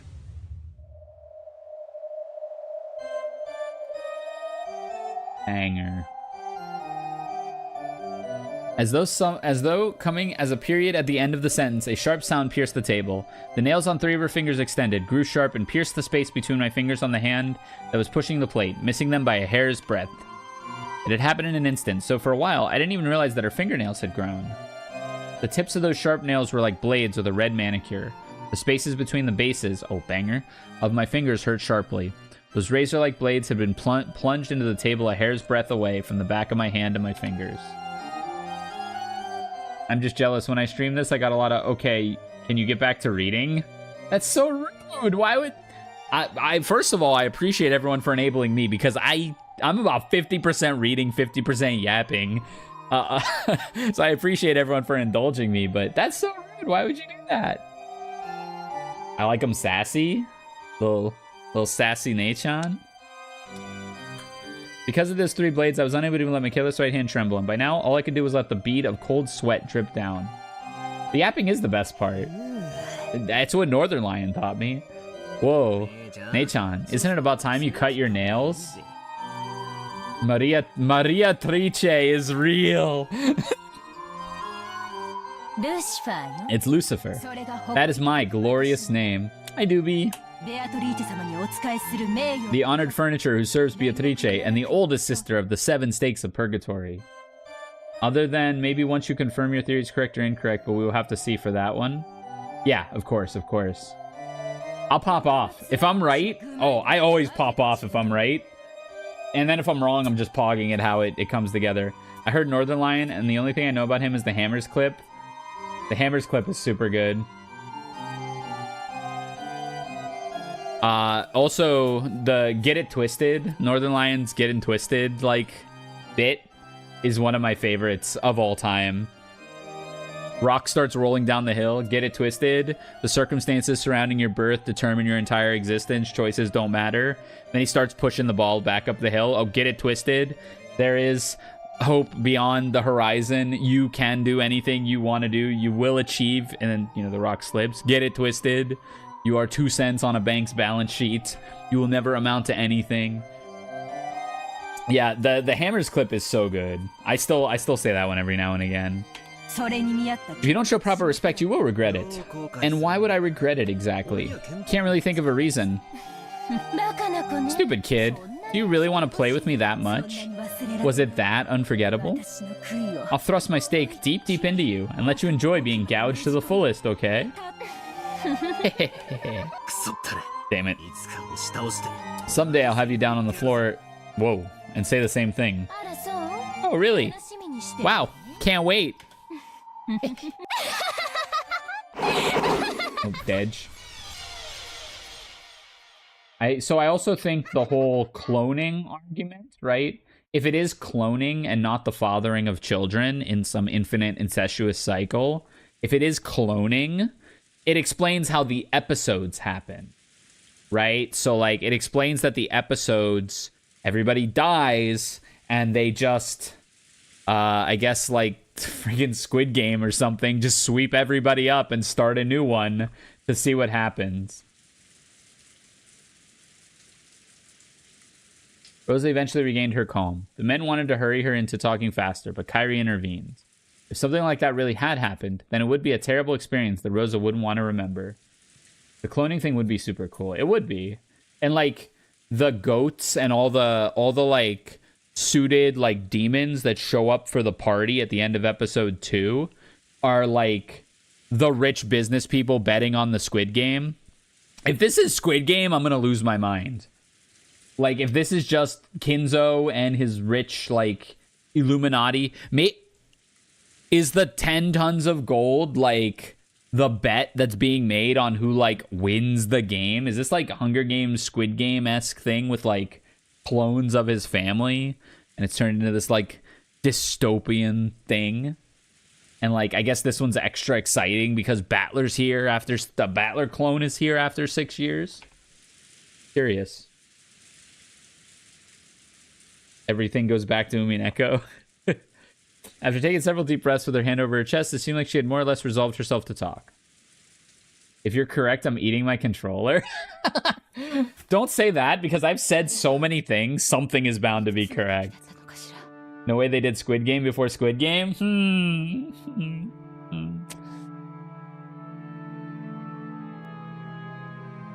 Crustacean contest. Squid Game. How old was I then, I wonder? Middle school, probably, though I don't remember well. Anyway, I think it was about that age. Means about 20 years ago? Back then, my grades weren't very good, and Mother was always angry at me. Tried to do my best in my own way, but I couldn't match up to Mother's expectation at all. Mother was always very strict with Rosa. Yeah, that's good timing. I sympathized with her at the time. You say that even though you were always talking behind her back. Shut up, Ava. Also, what's the significance now of inner Ava? Where does that come into play in this episode? Would you give it a rest, Ava? And then, where did you meet Beatrice, Rosa? Rosa is 35 to 40? Yeah. She would be, right? She'd be like 30s. She'd be in her 30s. If she was in middle school 20 years ago, she's like mid-30s. Or low 30s. She's the youngest among the siblings. I imagine like Kraus is like 45 probably. So Rosa's like 15 years younger than him. A little less. Probably about right. Hideyoshi-san, you mustn't rush her now. It's okay, Rosa. Tell us at your own pace. Thank you. It was the day I'd been harshly scolded by Mother. Dude, I'm all in on Beatrice.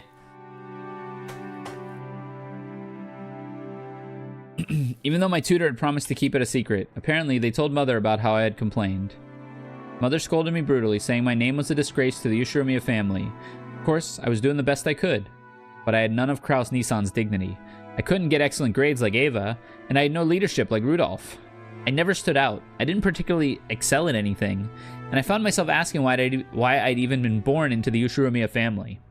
I began to question more and more why I'd even been born at all. This is what happened on the day I experienced my mind going blank for the first time.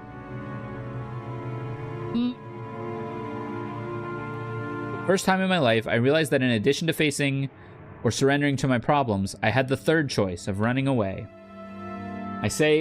Though I say run away, there was no way I could have left Rokkenjima and gone somewhere else.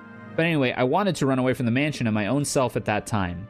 In a way, it was like a kid running away from home, or maybe a passive sort of suicide. Curious choice of words. I wanted to disappear. Or maybe it was that childlike form of resistance where I tried to make my parents worry by disappearing. I childishly thought that if I went to the center of the forest, escaped from the Ushiromiya house, and maybe became lost, then I'd make them worry and teach them a lesson. And then you went into the forest you were told never to enter. So even the kids were told never to enter the forest. So this Beatrice farm has been going for quite a few years. Which makes me think, like, when when Kinzo was like, the return of Beatrice, he knew that it was about another 19 years since the last one was born. And that they're probably programmed through maybe private tutors, maybe some of the servants. Oh, I guess Renov could totally be a... Oh, yeah, Renov could totally be a servant that's just under Kinzo's employment.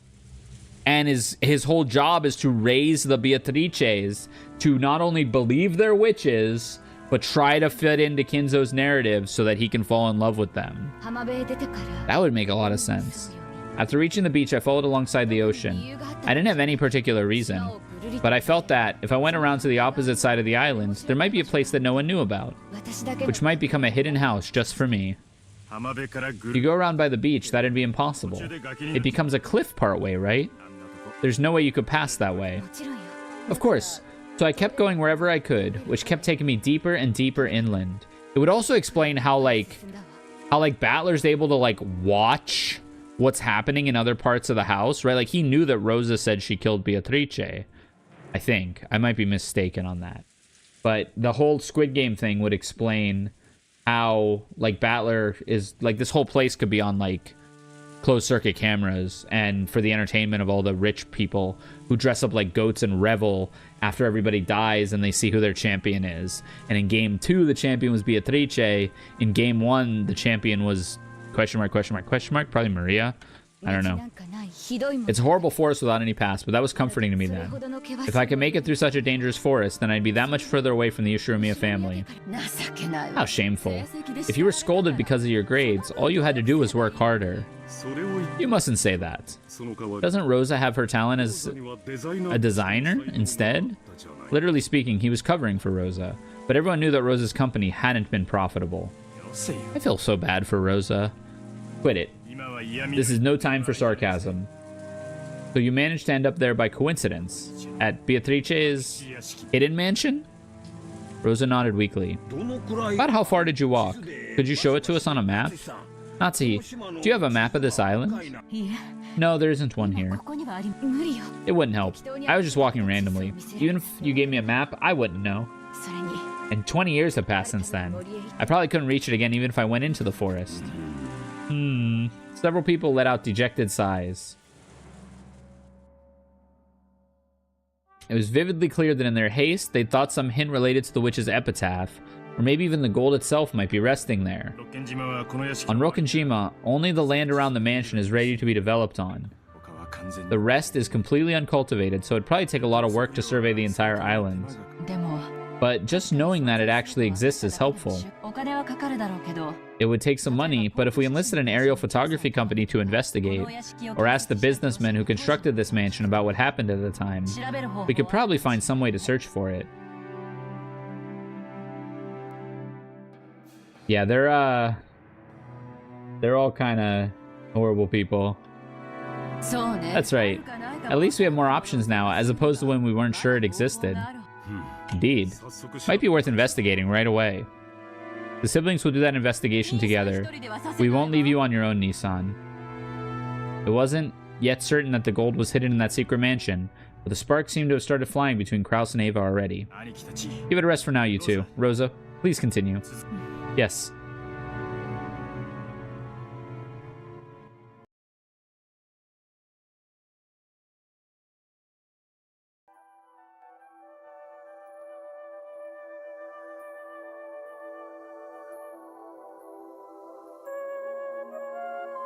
Finally, randomly, I kept running on and on. Suddenly, I came across something that I thought was an animal trail. I was very tired and had no idea how far I'd walked. So at the time, I naturally took the easiest path.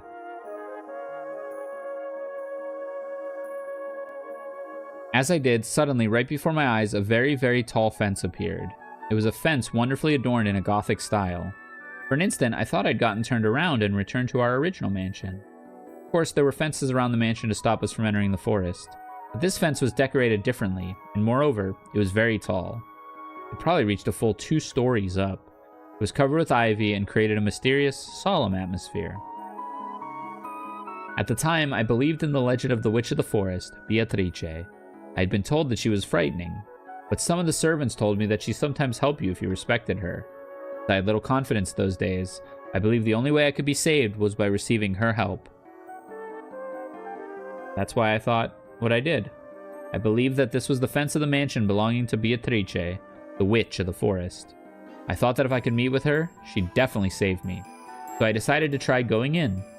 But the fence was very, very tall, and it didn't look like I'd be able to go over it. So I chose to walk around it. I thought that if I did, I'd eventually reach a gate. But it wasn't that easy. The fence had an incredible length to match its incredible height, and no matter how far I went, I didn't reach a corner. It might have encircled a massive area. Or maybe I just had that impression because my child's legs made it difficult to walk in this forest. Anyway, I couldn't find a gate for a while, and I started to feel sad, as though the witch had rejected me. As I did, I eventually came upon a large tree whose twisted root had bent the fence. I might get my clothes dirty, but if I crawled, it looked like I'd be able to sneak in. There you found the hidden mansion? I don't know if it was the hidden mansion we've been talking about. Still, at the very least, it wasn't a place that we knew of, or know of.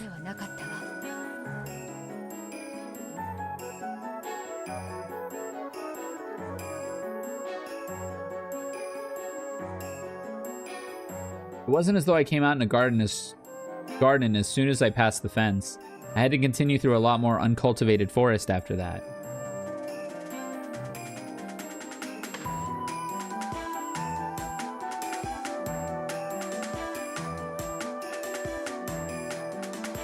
As I did, the forest suddenly opened up, and what appeared there was an unbelievably fantastical scene.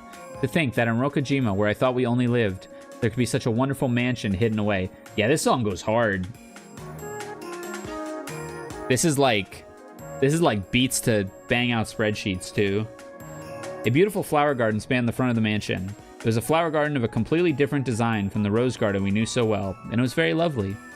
Of course, the mansion was also wonderful. It was a couple sizes smaller than ours. but it was still elegant and adorable at the same time. Then, I saw her figure.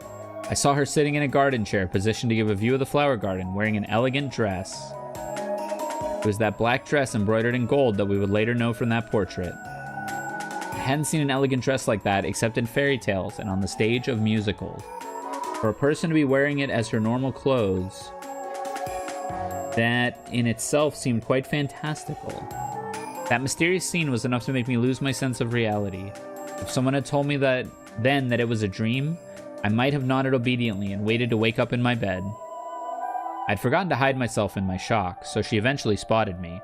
At first, her expression was quite listless, but when she noticed me, her eyes opened very wide. It was only natural, considering that a guest she didn't know had suddenly appeared. I lowered my head automatically, planning to greet her and apologize for entering without permission.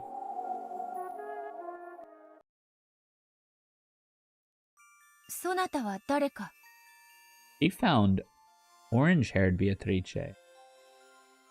Who are you? The new gardener? Those were the first words she said to me. I grew slightly calmer, because I realized that we could talk to each other. Because I hadn't been turned into a frog just by meeting her eyes, like a terrifying witch in a fairy tale. I'm sorry. I shouldn't have entered the garden without permission. Who are you? Name yourself. I'm Ushiromiya Rosa. Ushiromiya? Oh, one of Kinzo's family. Yes, I'm Kinzo's daughter. Good afternoon. I was a little surprised. After all, father was a great man, feared by everyone, and yet she had spoken to him without using honorifics. So I was immediately terrified of her. After all, if she could refer to my fearsome father that way, she must be a witch with incredible power. After staring at me curiously, she beckoned me to come over. Frightened as I was, I obeyed. After all, I thought she might really turn me into a frog. The closer I got, the stronger that fear became. After all, as I kept saying over and over, that woman in her dress and the flower garden at the mansion, that whole picture was so fantastical and beautiful that it seemed separate from reality. It probably wouldn't have surprised me at all to learn that she really was a witch. And I was really lucky. She hadn't turned me into a frog. Awkwardly stood there, stock still. She motioned to an open chair and urged me to sit down. Have a seat. Welcoming and speaking to those who visit the garden for the first time is my sole pleasure. Of course, I have no pleasures other than that. As she said this, she let an unhappy smile show for just an instant. Because I was full of a strange mix of tension and excitement, I rudely asked her a question all of a sudden. Dude, poor Beatrice is so sad. She probably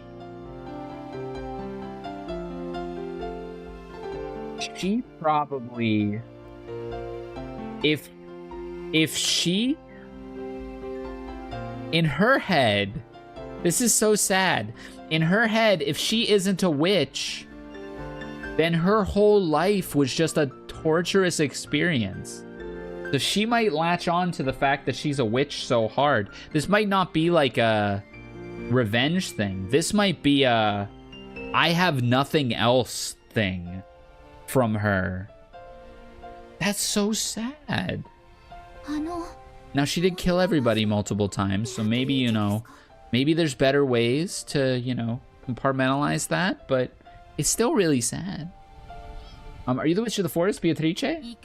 Indeed, I am Beatrice. It's gray, Beatrice. As I thought, Beatrice actually existed. Did she really look like the portrait? Yes. Just like the portrait. So, she wasn't just a witch from father's imagination. Well, what did you talk with her about? As she prepared some tea, she asked me all kinds of things about myself. First, she was surprised that I had come through the forest. It seems she believed that many dangerous wolves lived outside the fence, so she was gaslit into staying inside too. When I told her I'd come through the forest to reach this place, she was shocked. She asked how I had managed to escape from the wolves. Did I give them a biscuit and they let me go? Or did I cover myself in a magic cloak? That kind of thing. She's just a child. That sure sounds like a witch. What an interesting person. Quiet, dear. This goes way back. But didn't father threaten us, saying we should never get near the forest because of the wolves that live there? He did say something of the sort. Ridiculous. Even though Japanese wolves went extinct long ago. Truly a trick to fool children. I don't remember, though. Did Dad really tell us something like that? It was the Witch of the Forest, right? I don't think I've ever heard about wolves.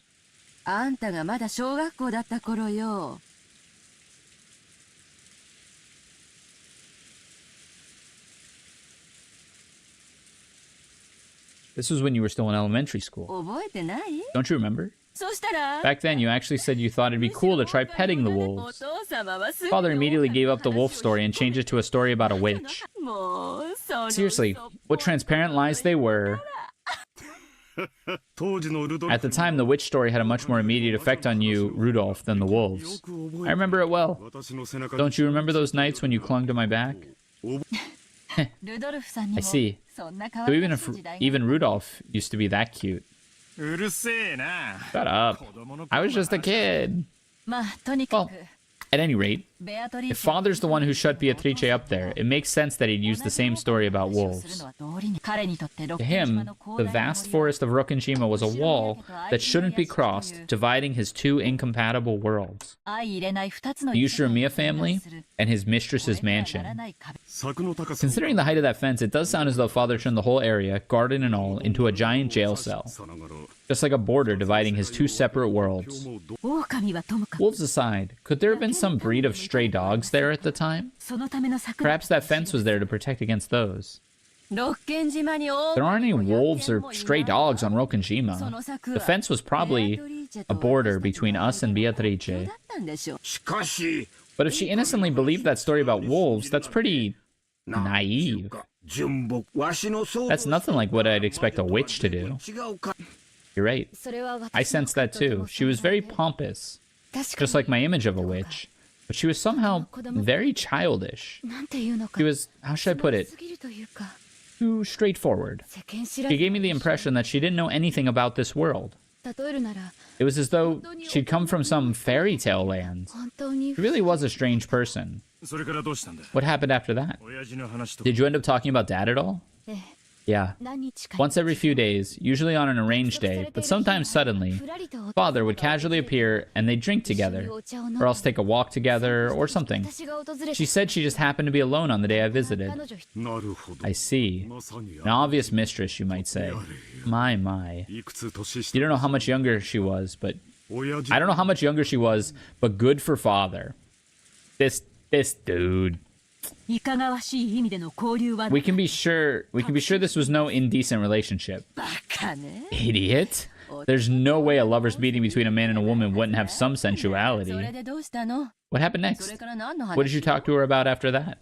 I'd already introduced myself, so I asked about her. When I did, the atmosphere quickly grew depressing. How should I put it? She seemed to grow listless and lonely. It was that same expression I saw on her face in the beginning. Well, she was a hidden mistress after all. If she just walked around wherever she liked, Mom might have found her. I bet she was practically under house arrest. Even though she had beautiful clothes, a beautiful mansion, and a garden, she must have felt pretty cramped. I'll bet she had it rough. And then, she was definitely worried about something. I remember feeling really sad myself when I realized it wasn't something I could do anything about by talking to her. She seemed to forget I was even there. Maybe she asked Rosa to kill her. She gazed vaguely off into the distance and was silent for a long time. I thought I must have said something wrong, but I didn't seem to be the type of atmosphere where I could apologize. So I remained silent, too, for a long time, until she remembered I was there. And then she muttered unexpectedly.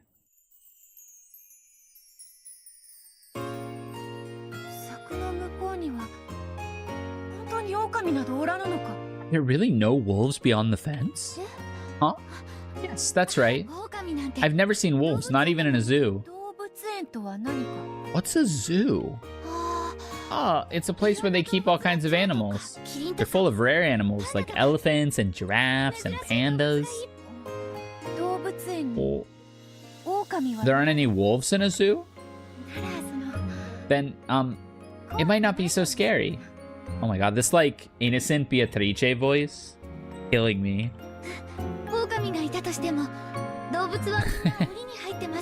Even if they're werewolves, all of the animals are put in cages, so it's safe. That's why you can safely look at them and learn about them. The Mighty Witch of the Forest was apparently terrified of wolves. I remember it looked pretty funny to me at the time. Oh, honey, how am I any different? Huh? You didn't know about zoos. I explained how fun zoos could be, but it was very difficult for a person like her, who had never visited one, to understand. On the contrary, as I explained it to her, her expression grew increasingly dismal. She couldn't see the difference. Apparently, even though she lived in an elegant mansion that was surrounded by a high fence and seemed to lack for nothing, she couldn't see how she was any different from animals shut up in cages. Aww. I'm gonna cry. Who am I? Everyone calls me Beatrice, and that does indeed seem to be the name of a great witch, as you say. But that isn't me. I can't use any magic.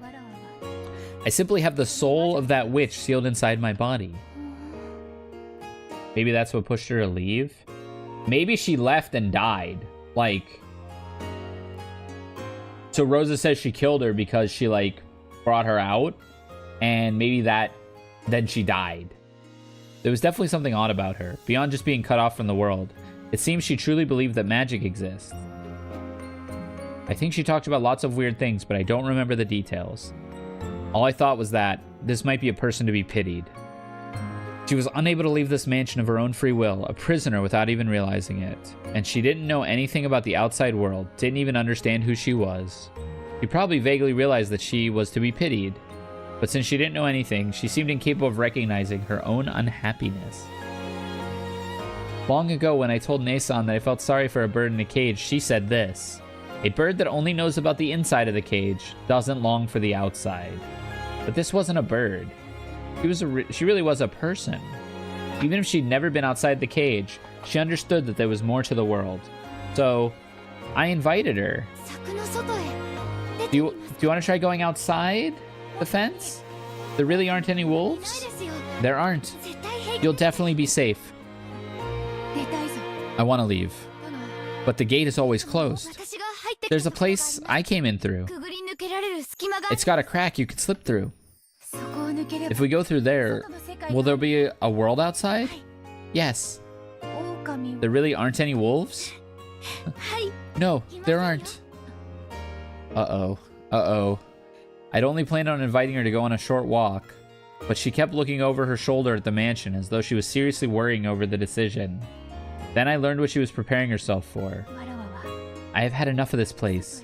I want to go outside. And I want to know who I am, what's happening in this world, and why I was born. I don't know what her life had been like before then. It was probably something she couldn't express easily. It was harsh. She just had to say she wanted to escape. If it was harsh, she just had to say she wanted to escape. If it was sweet, she just had to say she'd stay.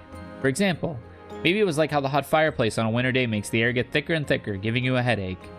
Even though you know you shouldn't keep things the way they are, you still need the courage to open the window and be tormented by the cold wind. She was starting to realize that she couldn't stay there forever. She was starting to realize that she had to go outside someday. But since she didn't know about the outside world, she must have needed courage to take that unspeakable first step outside. And despite that, she had made her decision. She'd voiced her decision to go outside, a decision she was probably making for the first time in her life. I hesitated for a moment. Father had decided that she should live here. She was like Father's beloved bird in a cage.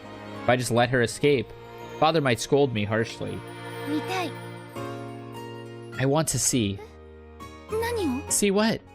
I want to see a zoo. I was just a little surprised when she finally gave me a gentle smile.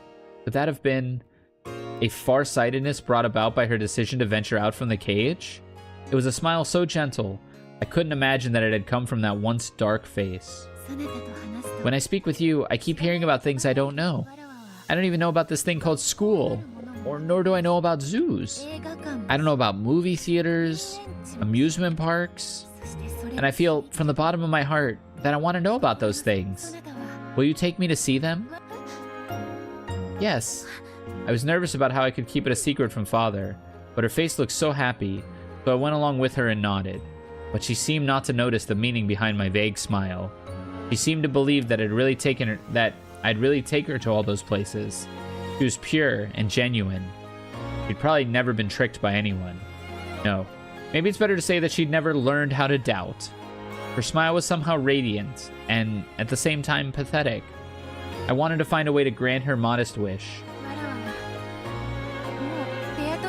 I've had enough of Beatrice. I want to know who I am. I want to start out as a new human, not Beatrice. Call me Maria. So, I want you to take me away from here. I don't need tea anymore. I don't need this dress. I won't meet with Kinzo again. Please take me from here. She's talking about the tea. I wonder if the tea, like, keeps them complacent or, like, fucks with her memories. However, that responsibility was one a child like me couldn't hope to fully bear. That's fake. Everyone needs tea. So true. Still, when I saw her serious gaze, along with that brilliant smile that made it look as though a possessing spirit had left her, I could feel a little courage start to rise up inside me. This was definitely something that would get me into a lot of trouble, and yet it was definitely the right thing to do. I don't know how it'll turn out, but oops. But I'll take her away from here. Of course, I won't be able to talk to father, and not mother either. Could I talk to Oni-sama or One-sama? No. What about reliable Genji? That's right. What about Kumasawa, whom I can always talk to when I'm in trouble? I'm sure they'll all be able to do something. Anyway, for now, I'm going to take her out of here. This was already a place she didn't want to be. So I took her to the crack of the fence and led her outside. She was all nervous, checking to make sure there were no wolves around. But once that fear disappeared, even walking around this dense forest seemed to be fun somehow. Every time she found something, she'd ask me about it. And they were really all trivial things. What's that flower? What's that leaf? And that sound? And that smell? It really was like the inside of the fence had been her entire world. She now had traveled beyond the limits of her world. It's strange. When I first saw her, I really thought she was the witch herself, relaxing inside the witch's mansion. But now it was different. Or actually, the complete opposite. She'd left a world she'd believed to be finite, and was overjoyed at the realization that the world was endless, something she'd never thought of before. So everything she saw was new. It was almost as though she was the only one who had been thrown into... She was the one who had been thrown into a fairy tale. Wait.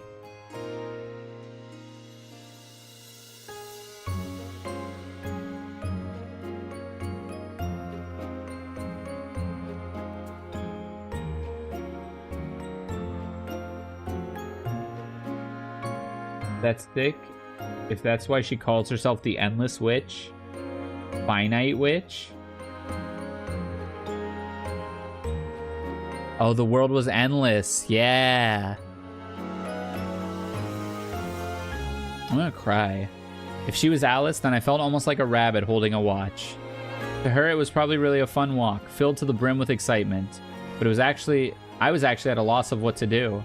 After all, I walked randomly to get there. Of course I didn't know the way back to our mansion. There were no lights in the forest, and I hadn't brought a flashlight. I realized it would be terrible if it got dark while we were still like this, and I grew impatient. She was too innocent, and apparently she couldn't understand at all how frightening it would be to face the night inside this forest. But I was the one who brought her outside. I had to take responsibility somehow and resolve this situation. So I had a thought. Let's go out to the ocean for now. If we follow the beach around, we should eventually make it back to the mansion. However, that was much more of a problem than I had imagined. Yeah, that would be peak. And this game is peak. Oh no, did she drown? I didn't have a map or a compass. There was no way I could walk in a straight line through an uncultivated forest, and I immediately lost my sense of direction. I had already had no clue which trail I had come by, and was completely lost. At this rate, night would definitely fall before I had a clue where to walk. But this was no time to cry. After all, the woman following behind me was so innocent, and having so much fun. So I definitely had to lead the way through this forest, for the sake of her smile as well. Gritting my teeth so that she didn't see me looking troubled, I pushed my way through the woods, advancing down a path that wasn't a path. Then, after going through various troubles, I fortunately managed to reach the ocean. At that time, I still didn't even have a clue where I was on the island. But for the time being, I was just a little reassured, realizing that if I just went around this way, I would surely be able to return to the mansion. However, though I had reached the ocean, we were at the top of a rock cliff. The beach excuse me, was far below us. I was tired from walking around the forest for so long, so I figured with an open area, even a rocky beach would probably be much easier to walk in. So I suggested that we go down that rocky cliff somehow. It looked pretty dangerous, but I figured there was no other way. However, Beatrice agreed to my plan without any doubts, even though she was probably older than me. She meekly obeyed, almost as though she was some kind of chick who thought I was her mother. I searched to see if there was some part of the cliff I'd be able to get down. Then I found a place where the cliff had fallen over and made a slope. It looked a little dangerous, but if I went down using both hands and both legs, like I was crawling, I thought it'd probably be okay. Let's go down here. It'll be dangerous if we aren't careful. But if we go down to the beach and walk along it, I don't think we'll have to worry about being lost anymore. Yeah, I don't like heights or cliffs. Indeed, if that's what you're doing, I'll go too. Even getting lost is fun for me. Quite amusing. She really had no sense of danger. There was probably no doubt that she'd lived a life without discomfort, even though she knew it would get dark when night fell. You couldn't imagine how dangerous the insides of a forest could be without a light.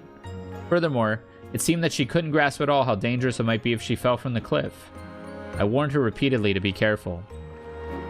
I cautiously examined our potential route down. It seemed to be quite a long drop. I think it might have been about 10 meters down. If you looked at it from the bottom up, it would probably have looked shorter than the roof of the mansion. But looking down from the top, it felt almost like staring down from the observation room on Tokyo Tower. But Beatrice still appeared to be completely without fear. It felt as though she had never even been taught that high places were dangerous. No, maybe she believed that she was a witch, and that she could fly, so there was no need to worry. Oh no, she's gonna fall. Please be careful, we're pretty high up. Indeed, I shall be careful. It looks like we can get to the ocean if we go down. Is there an aquarium there? No.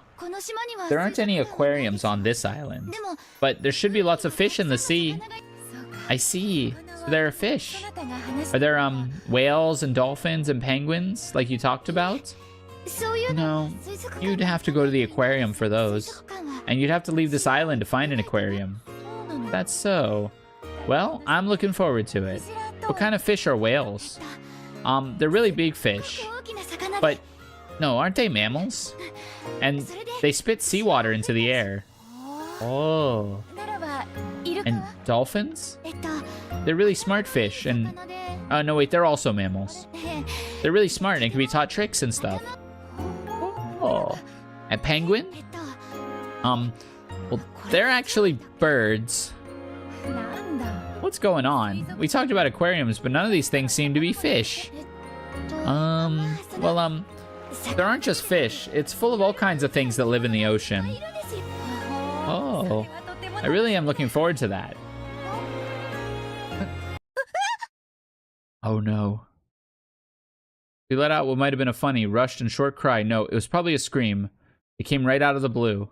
Her body separated from the cliff and silently fell. I immediately wanted to say something to her. I wanted to say, didn't I tell you to be more careful? It was the thought of a child. A child immediately gets mad when something bad happens, trying to find an excuse to show that it wasn't their fault. Of course I said it out loud. Are you okay? Didn't I warn you over and over?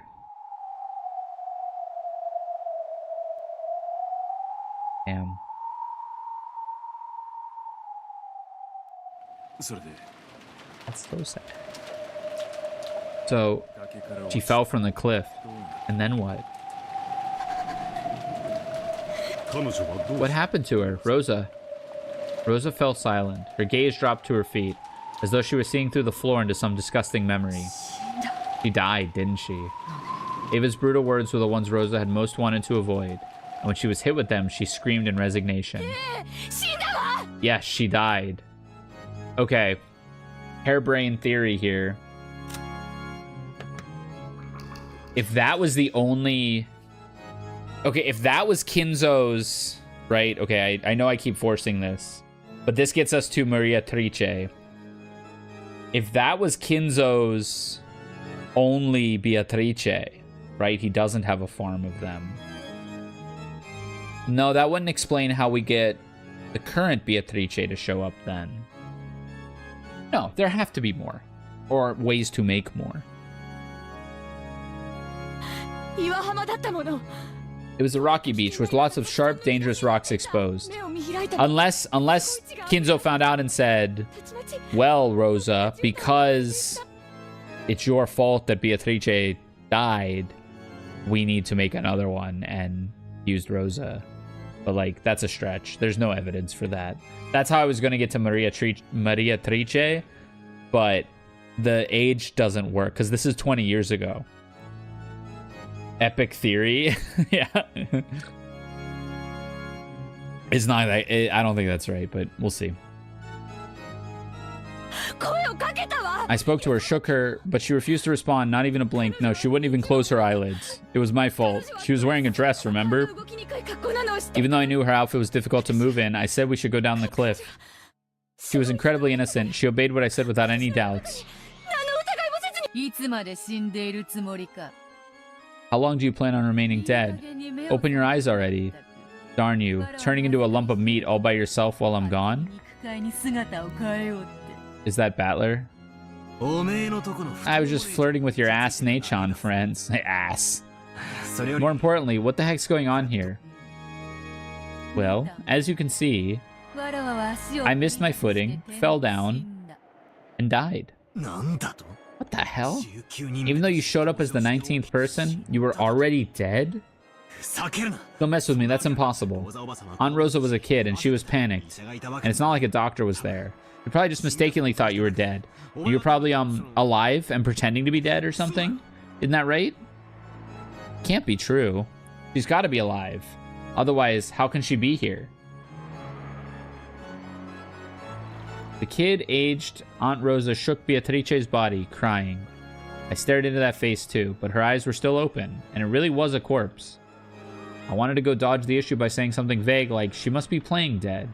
But no matter how I looked at it, it didn't look fake at all. It really did look like she was dead. Beatrice had fallen upside down from a cliff of that height, and her head had smashed against the pointed tip of those sharp rocks. Yeah, you probably would die after landing on those rocks from that height. But I couldn't accept it. No matter how dead she looked, she had to be alive. Then she went on to become this damn irritating witch. That makes all the inconsistencies fit. Grandfather must have kept her confined constantly in a hidden mansion. Then, to take revenge for that, he committed several atrocious murders.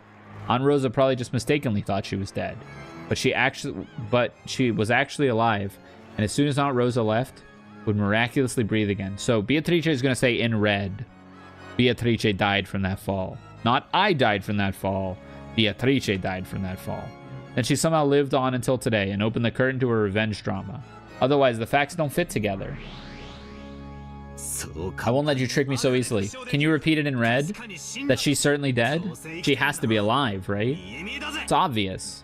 How does that look alive to you? It's definitely dead. But it's not her. She's another body. My theory that the 19th person was grandfather's mistress, a human Beatrice, had been defeated. I had planned to strike back from a defensive position, but... Then who are you? You just died, right? Don't tell me you revived yourself with magic. I've already explained that, have I not? The me lying over there definitely possesses my soul, but that body's nothing more than a cage of flesh tying me to the physical world. That is how that cage of flesh was broken. Do you understand what that means? I don't have a clue anymore. Keep having fun with your witch girl tricks. I'll listen to that in place of a snack. What the?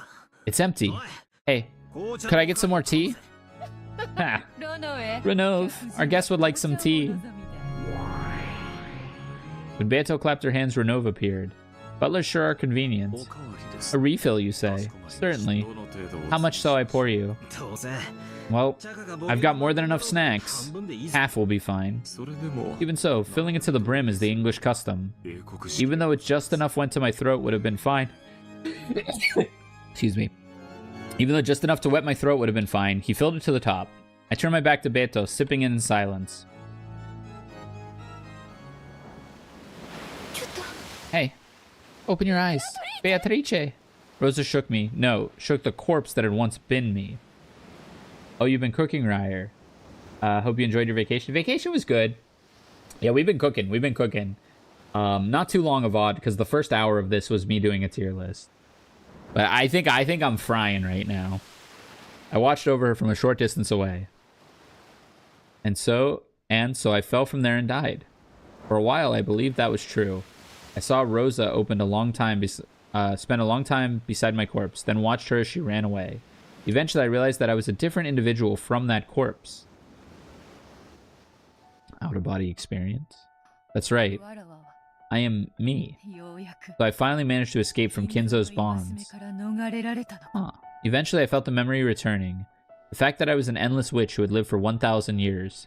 Then I remembered that I had been summoned by Kinzo, and that I had been imprisoned by him for a long time. While being imprisoned in a cage of flesh, I completely lost my memory as a witch. However, thanks to Rosa, if you could say that, thanks to my accidental death, I'd now finally regained myself. This is all BS. Rosa, you probably regret bringing about my death, but I should be thanking you. I couldn't see Rosa anymore. Did she go to call a doctor, or was she so terrified that she ran away? It no longer matters. That soulless shell no longer has any value. And yet, I'm so frail now. Even this glorious midday sun is agony to me. What does that imply? I destroyed my human form. Then I changed into several gold butterflies. Yes, with my magical power as frail as it is now, this form is easier to maintain. To escape even a little from the light of the sun, I rode the wind and gently flew up the side of the cliff. It will probably be a bit cooler in the forest. Anyway, I'll take some time to recuperate and gain my former power, as I ponder now to make Kinzo pay up all he owes me. Dancing alone through the air, I looked down at the shore one more time. On the rocky shore lay the figure of what had once been me, the figure I would eventually regain.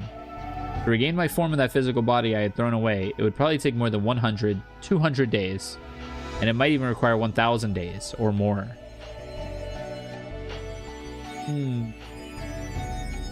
However, I am the Endless Witch, the Golden Witch who has lived for 1,000 years.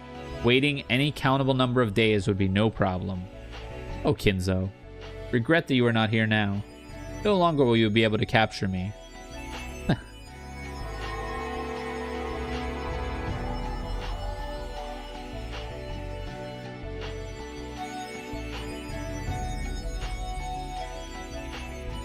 What does it all mean? And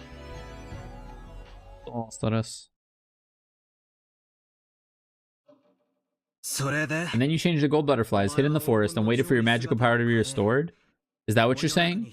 That is correct. I take this form to sneer at you, but most of the time, it is easier magically for me to keep my form as gold butterflies. Hey, feel free to take a load off and stick to whatever's easiest. I wouldn't mind not having to hear that irritating laugh. When I turned into butterflies and slipped into the forest, it was already no longer possible for Kinzo to find me. However, Kinzo was not dismayed. Still, he was not immediately able to prepare a way to catch me. So, he first moved to prevent me from leaving this island, and to keep me from regaining my power. My. At any rate, Kinzo's spitefulness was unimaginable. It was pretty tough to be loved by someone like that. He found a way to keep you from leaving after you turned into butterflies? What did he do, put a bug net around the entire forest? Indeed. A magical one. Didn't you know? On the seafront of the harbor is a reef, upon which sits a small shrine of Eastern magic. Oh, that. It was gone by this year, though. It was a small shrine built long ago by Shu Genja, right? From the very beginning, Rokkenjima has been an island enveloped by a distortion. It attracts things of magical power and other related creatures. Milady herself is one of them. How about some more tea? Please. They brought harm to humans and probably left several eerie legends in their wake. That small shrine was built in ancient times by an Eastern magician who heard of them. A long time passed, and that power was lost. By repairing it, Kinzo restored this island's barrier, and once again bound me to the island. Can Eastern magic work on a Western witch like you? Sounds like an isekai title. Normally, the affinity would be poor.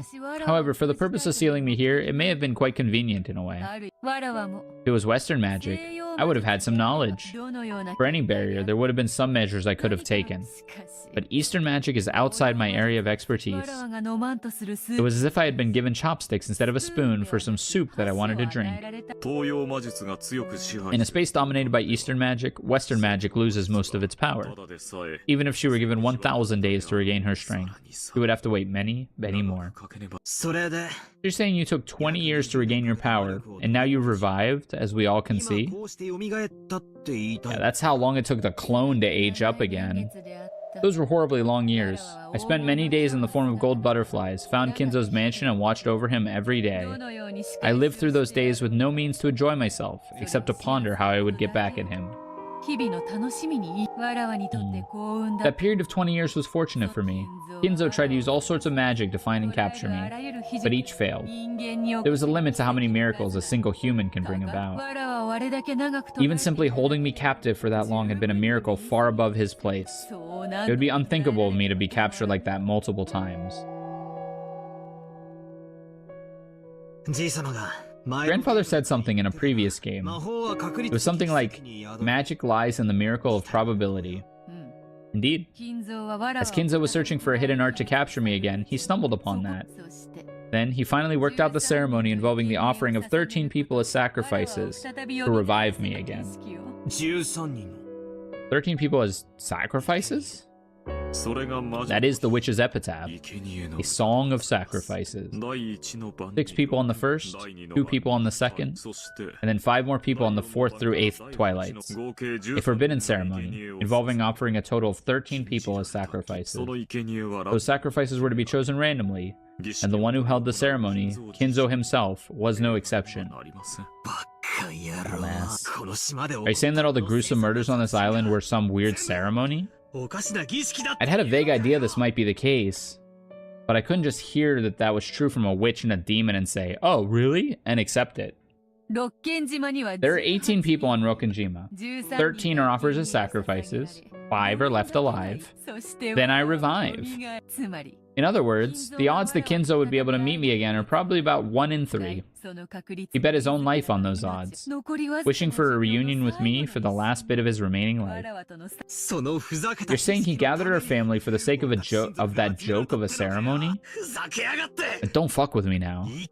Don't say stuff like that, damn it. It was all set out in our contract from the beginning. When Kinzo's life ended, all the gold I lent him and all of the assets he created would be given to me. Yes, Kinzo did stab me in the back quite brutally, but looking back at it now, it was a rare and precious time during my 1,000 years of life. After all, boredom is my natural enemy. To Kinzo, who offered me a chance to run away from that for several decades. Yes, you could say I owe him for that. I decided to go along with Kinzo's game. So to start, Kinzo returns the Ushiromiya family head's ring to me. It was my gold that revived the family, after all. Then the 13 people are chosen at random to be sacrifices. While that happens, you all run about, showing me all kinds of human interactions as you try to oppose me, and entertain me greatly. Yes, I truly have taken a liking to this game of Kinzo's.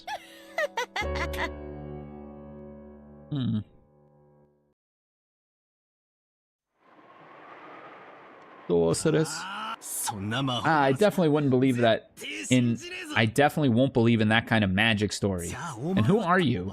You fell off a cliff and died, right? Your soul slipped out, became butterflies, and went into the forest. That's not possible.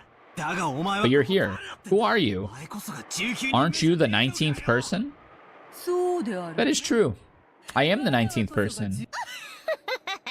But it's useless, right? It's all useless. Place.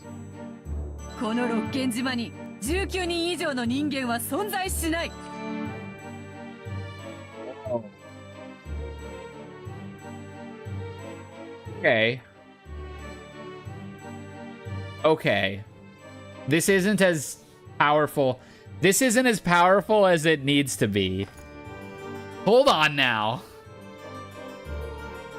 There are no more than 18 humans on this Rokkenjima. That's a curious word, this. But, couple things. One,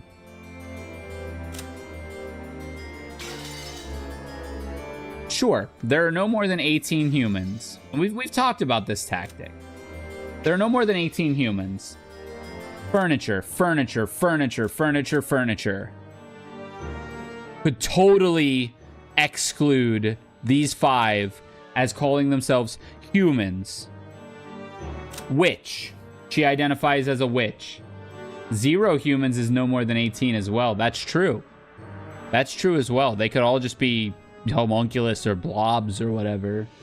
They could just all not be human. There are no more than 18 humans on this Rokkenjima. That's a big one. Let's see it. But I think furniture isn't out here. What did you say? So you're saying that the X in the 18 plus X doesn't exist? Are you saying that piece I took, the X, doesn't exist?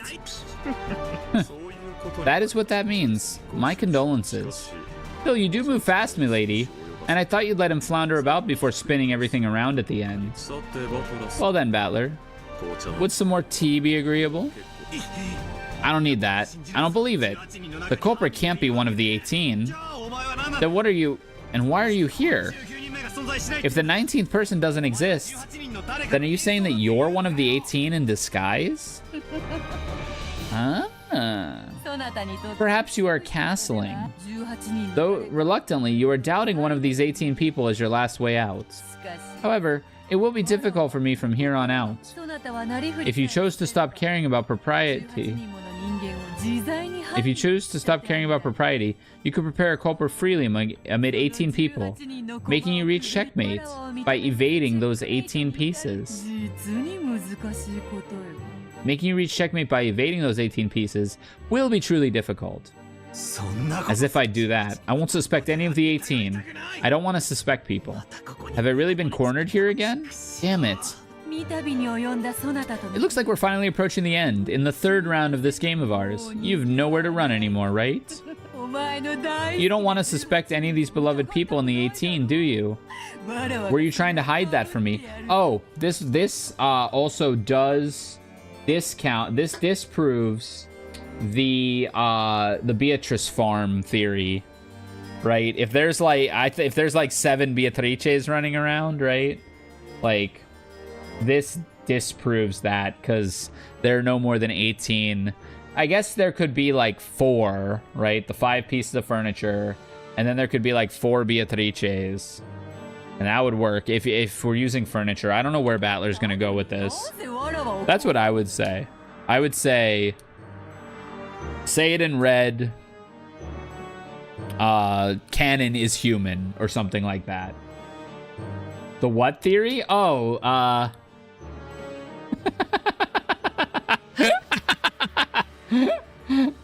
you were, yeah. So as long as 1 Beatrice exists, it's possible for murder to occur. Yeah, I mean, technically any one of these 18 could also be committing the murders.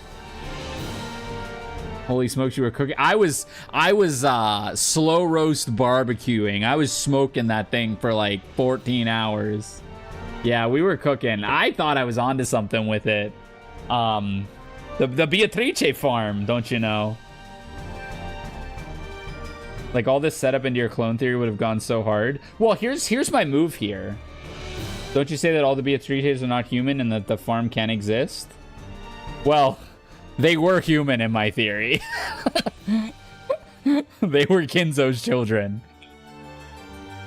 Mango's gonna be like, what the fuck?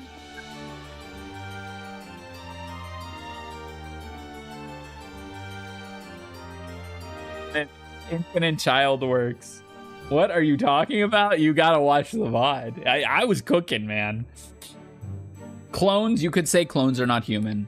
I would have her say here, my move, if I were Battler, is I would have her say in red, and I don't think she'll be able to do it, Canon is a human. They say you should play the opening like a book, the middle game like a magician, and the end game like a machine. Magnus Carlsen, baby.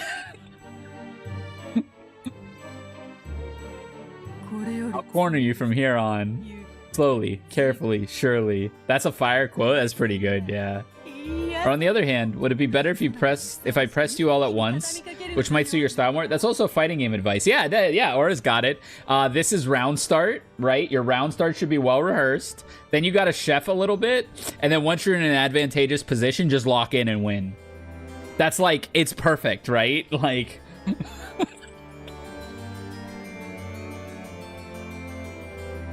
round start, neutral, set play. We're in there, dude. We're... Yes, that should fit you well. Let's do that. I'm now fully aware of the sorts of attacks you're weakest against. Get her ass, Battler. You know what to say. Say it in red. There is no Beatrice farm.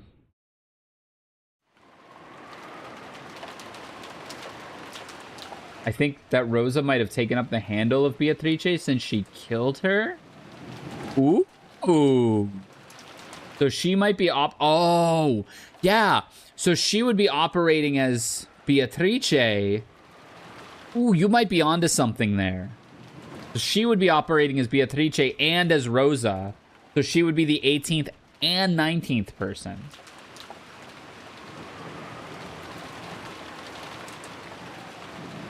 All right, first night's passing. We're going to have 6 dead.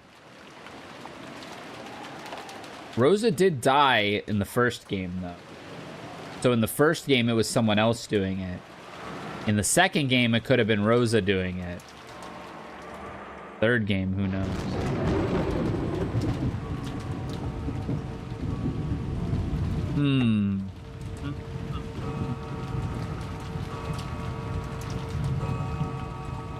This is chapter ends. I'm gonna have to go to bed. I have to go to bed soon. I was up at 5:30 to fly today, and then I drove for 4 hours.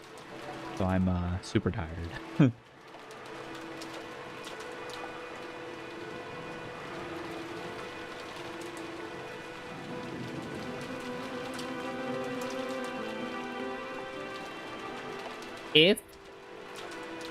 If there are truly no more than 18 on the island, I think the Rosa equals Beatrice. Oh, so I also think there's a world where Beatrice, as we see her here... No, that doesn't quite work.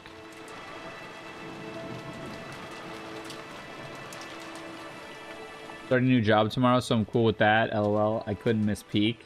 Yeah. I appreciate... It's great that we're experiencing this together and can chat about it candidly. Literally no strays can be caught, because if either of us is right, the other wouldn't know it. Okay. Now we can begin, is the achievement there. Damn. So real. So yeah, I watch this VOD. Yeah, ignore the tier list at the unless you don't want to ignore the tier list, but the first hour of it is me making that tier list and chatting about nothing. I am gonna have to stop here though.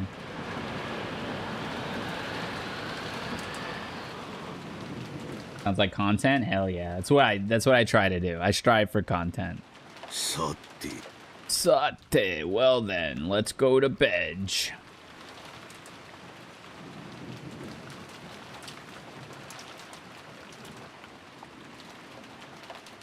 I need the context of that tier list. Wait, where am I? Oh. Fire. I need the context of that tier list. There's no way I'm skipping over it. Yeah, I mean, you're welcome to. It's an interesting tier list. I like the Aaron tier in all capital letters. Okay, let's see. When's the next one? Tomorrow night. And as always, they'll be on YouTube. But yeah, tomorrow, probably about 8:30, we're going to boot back up. Tuesday, I got card game locals. But then Wednesday and Thursday, we'll keep running it. Then next weekend, I'm in New York. Gonna go see a show with family. 2 shows, actually. And then I'll be back on Sunday. And then we will play it by ear from there. I have a friend in town, but I'm still gonna try to stream a couple times while he's in town, especially if he's doing other stuff with like other friends around. All right, but we got a rage.